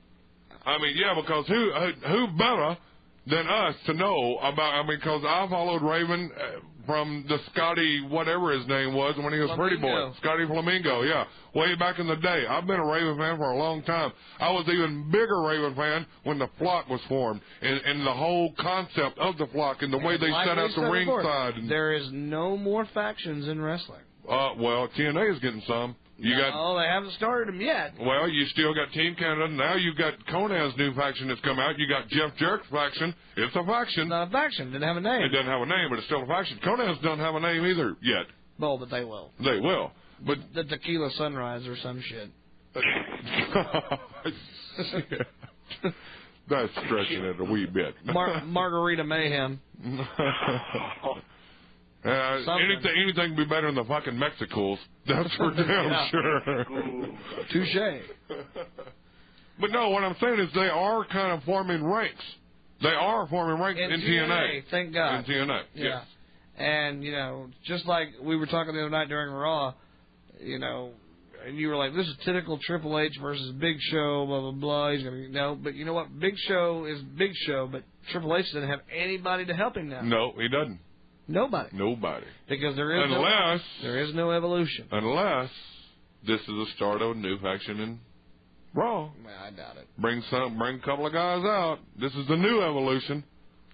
I don't know. Omega says that since they're in Florida, they can call the new faction with Conan, Apollo, and Homicide El Nino. I like it. Oh, I like it a lot. Oh, I like it a lot. Katrina's a little too feminine. Yeah, but no, I like El Nino. That'd be pretty cool. El Nino. Okay. And yes, Extreme Falls Saturn would be an awesome, and he is the fucking man. I'm just trying to think outside the box here. We always try to think outside the box here at WNL, and I love the fact that you brought up Saturn. I can't believe that I didn't think about it. And the Kidman 90-day no compete clause is coming up pretty soon, but Harry Saturn, that would be such a twist and such a great match. And throw Cassidy Riley in the mix. Yeah, have a new flag. There's so many different ways you could go with that just to bring in. I mean, and we say, they don't. Y'all already been talking about how they've got too many people there and now. But the thing is you've got to do something with Raven because you don't want to lose Raven, and you got to keep it interesting. I don't want to see Raven go. You talk about the line being drawn in the sand. You've drawn the line in the sand with Raven. Yes, you have. Because now it's do or die. You win it, you're gone from the company. Right. And you did that. Raven, not us. And Raven's not going back to the WWE, folks. I could see them doing something though where he's like, your opponent is me, Larry Zbyszko. I could see that too. I thought about that too. I did. I might be overthinking this one a little too much. No, I could see. Your opponent is going to be me, the living legend Larry Zbyszko. I can see it happening. Here myself and mow lawn and all that stuff. So. You want a job done? Do it yourself. When I'm coming in here to do this job, I'm gonna get Trevor Murdoch come in here and take that long highway ride with you. Because you sure do got a pretty mouth. I missed Taboo Tuesday. Don't judge me. Guam Bomb says Raven's mystery opponent TNA is Jericho.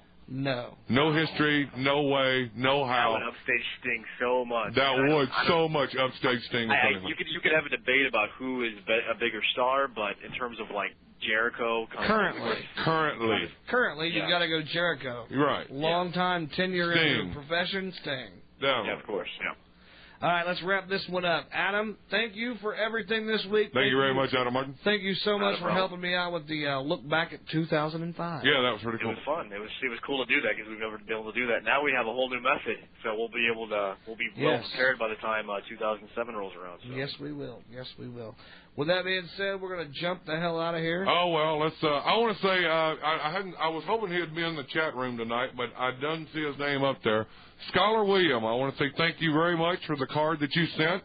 As far as my whole Get Well card, that was really great. And what was really cool about it is I actually got it out of my mailbox on Christmas Day.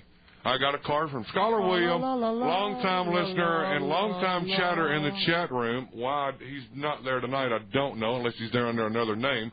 But thank you very much, Scholar William. That was kick-ass. The card was great. I do appreciate it. All right, with that being said, we're going to jump out of here. We'll see you. Pimp free websites or anything? I don't know. www.wrestlingnews.net. WrestleView.com. www.audiowrestling.com. www.tpsradio.net. www.obsessiwrestling.com. www.wrestlingmedianetwork.com. www.wrestletalkradio.com. That's probably not it, but... That's it. Oh, it is it? Oh, rock on. www.inyourheadonline.com. There you go. And www.kissmyass.com. All right. Well, that being said, why did you come up with some of the craziest shit? With that being said, we have to address this, Adam. This is kind of cool. This is real cool. Well, yeah, we talked about this. It's on our message board. I don't know when this was taking the BG and Kip James shoot on Triple H. Yeah. It's where did that come from? Well, I assumed it came from RF Video because they do shoots with people like constantly. When you go on the website, you can see there's been a shoot with Billy Gunn, or they said Kip James, or however they said Billy Gunn because that's what most people know him by, but.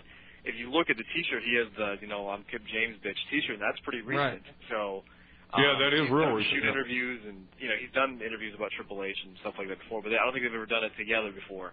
So this is like it looks like it may be a few months old, but someone had just clipped this, and it's literally just like traveling around the internet. I mean, I saw it on our message board. PW Wentz had a reporter on it. Dave Meltzer did. I got a few emails about it too, so I threw it up tonight. I mean, it's really making the rounds. So if you guys haven't seen it yet, I'm sure Trey has a little clip of it here, but it's worth watching because I mean, there's people, and I know people debated it on our forums that, you know, these guys are nobodies and they're no big stars. No, That's they're fine. not. I mean, you can have your opinion about that, but you can't deny what they're saying. And if you do deny it, then I'm sorry, but you just don't know what you're talking about. You're just stupid. My biggest thing that I've always said to both of you is when somebody says, oh, well, so-and-so's an asshole backstage, prove it. Prove it. How do you know? Are you backstage at Raw? Right. No. Are you These guys backstage were. at SmackDown? No. Are you backstage at TNA? No. These guys are. All three. They're there. Were there or are there. Yeah. He's 420, kiss my ass, I'm out. With that being said, we're going to play this clip for you. It is BG James and Kip James. You can see the video that goes along with it on our message board. For those of you that are afraid of dirty words, you might want to end the show right Yeah. now. Hunter was always a dick. Can I say that? Oh, yeah. Yeah. You know I will. And what's up with that freaky mustache? He's a fucking idiot. I second that. I almost broke his nose one time. You know, it's kind of, for me personally, was to get along with them because, Hunter, mostly, because, whipping his ass would get me fired. That would have got me fired. You beat him up, you get fired. You know, and I wasn't about to sacrifice, the career that I had and taking care of my kids and my family at the time for whipping his ass. So, I kind of just, whatever. Just let it blow off. Just let it blow. But I promise you, I promise, if he were to come up to me and say something, I'd beat his fucking brains in. Yeah. Because he's a no good motherfucker. If you and I'll say this just to kind of level it down. He's got talent. He is. I don't take none of that away. He does have talent and he can work. But when you can do that, why when you can bring other guys with you and bring other guys to that point to make the whole company better? Why would you not do that? Yes, when you have somebody that, if you had like us, for example, wanting to get up to that next level, but he was always fucking jerking that shit right out from under you. Sit there and talk to you, hey, you guys are doing great. You guys are over like a motherfucker. Yeah. Turn right around. Hey, them guys are in the fucking bathroom shooting shit. They're fucking smoking shit. They're doing. Where the fuck? Why? Why when you can let your talents just speak for you, why do you fucking do that? Because he wants to sit on top alone. That's all right. Bad things happen to bad people. That motherfucker passed me on the way down. When he's not married to the boss's daughter or he's fucking in trouble or something and he fucking bypasses me in the airport, I'm going to fucking knock his And what's up with that mustache? Did Hunter change after media when Sean left? Yeah, he just took the helm. Why do we have so many fucking Hunter questions?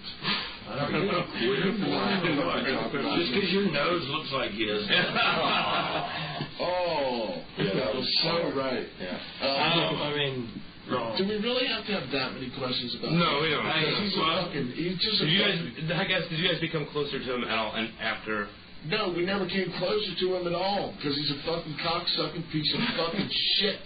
And I don't know how to say that. I do know how to say that, and that's exactly how I'm going to say it.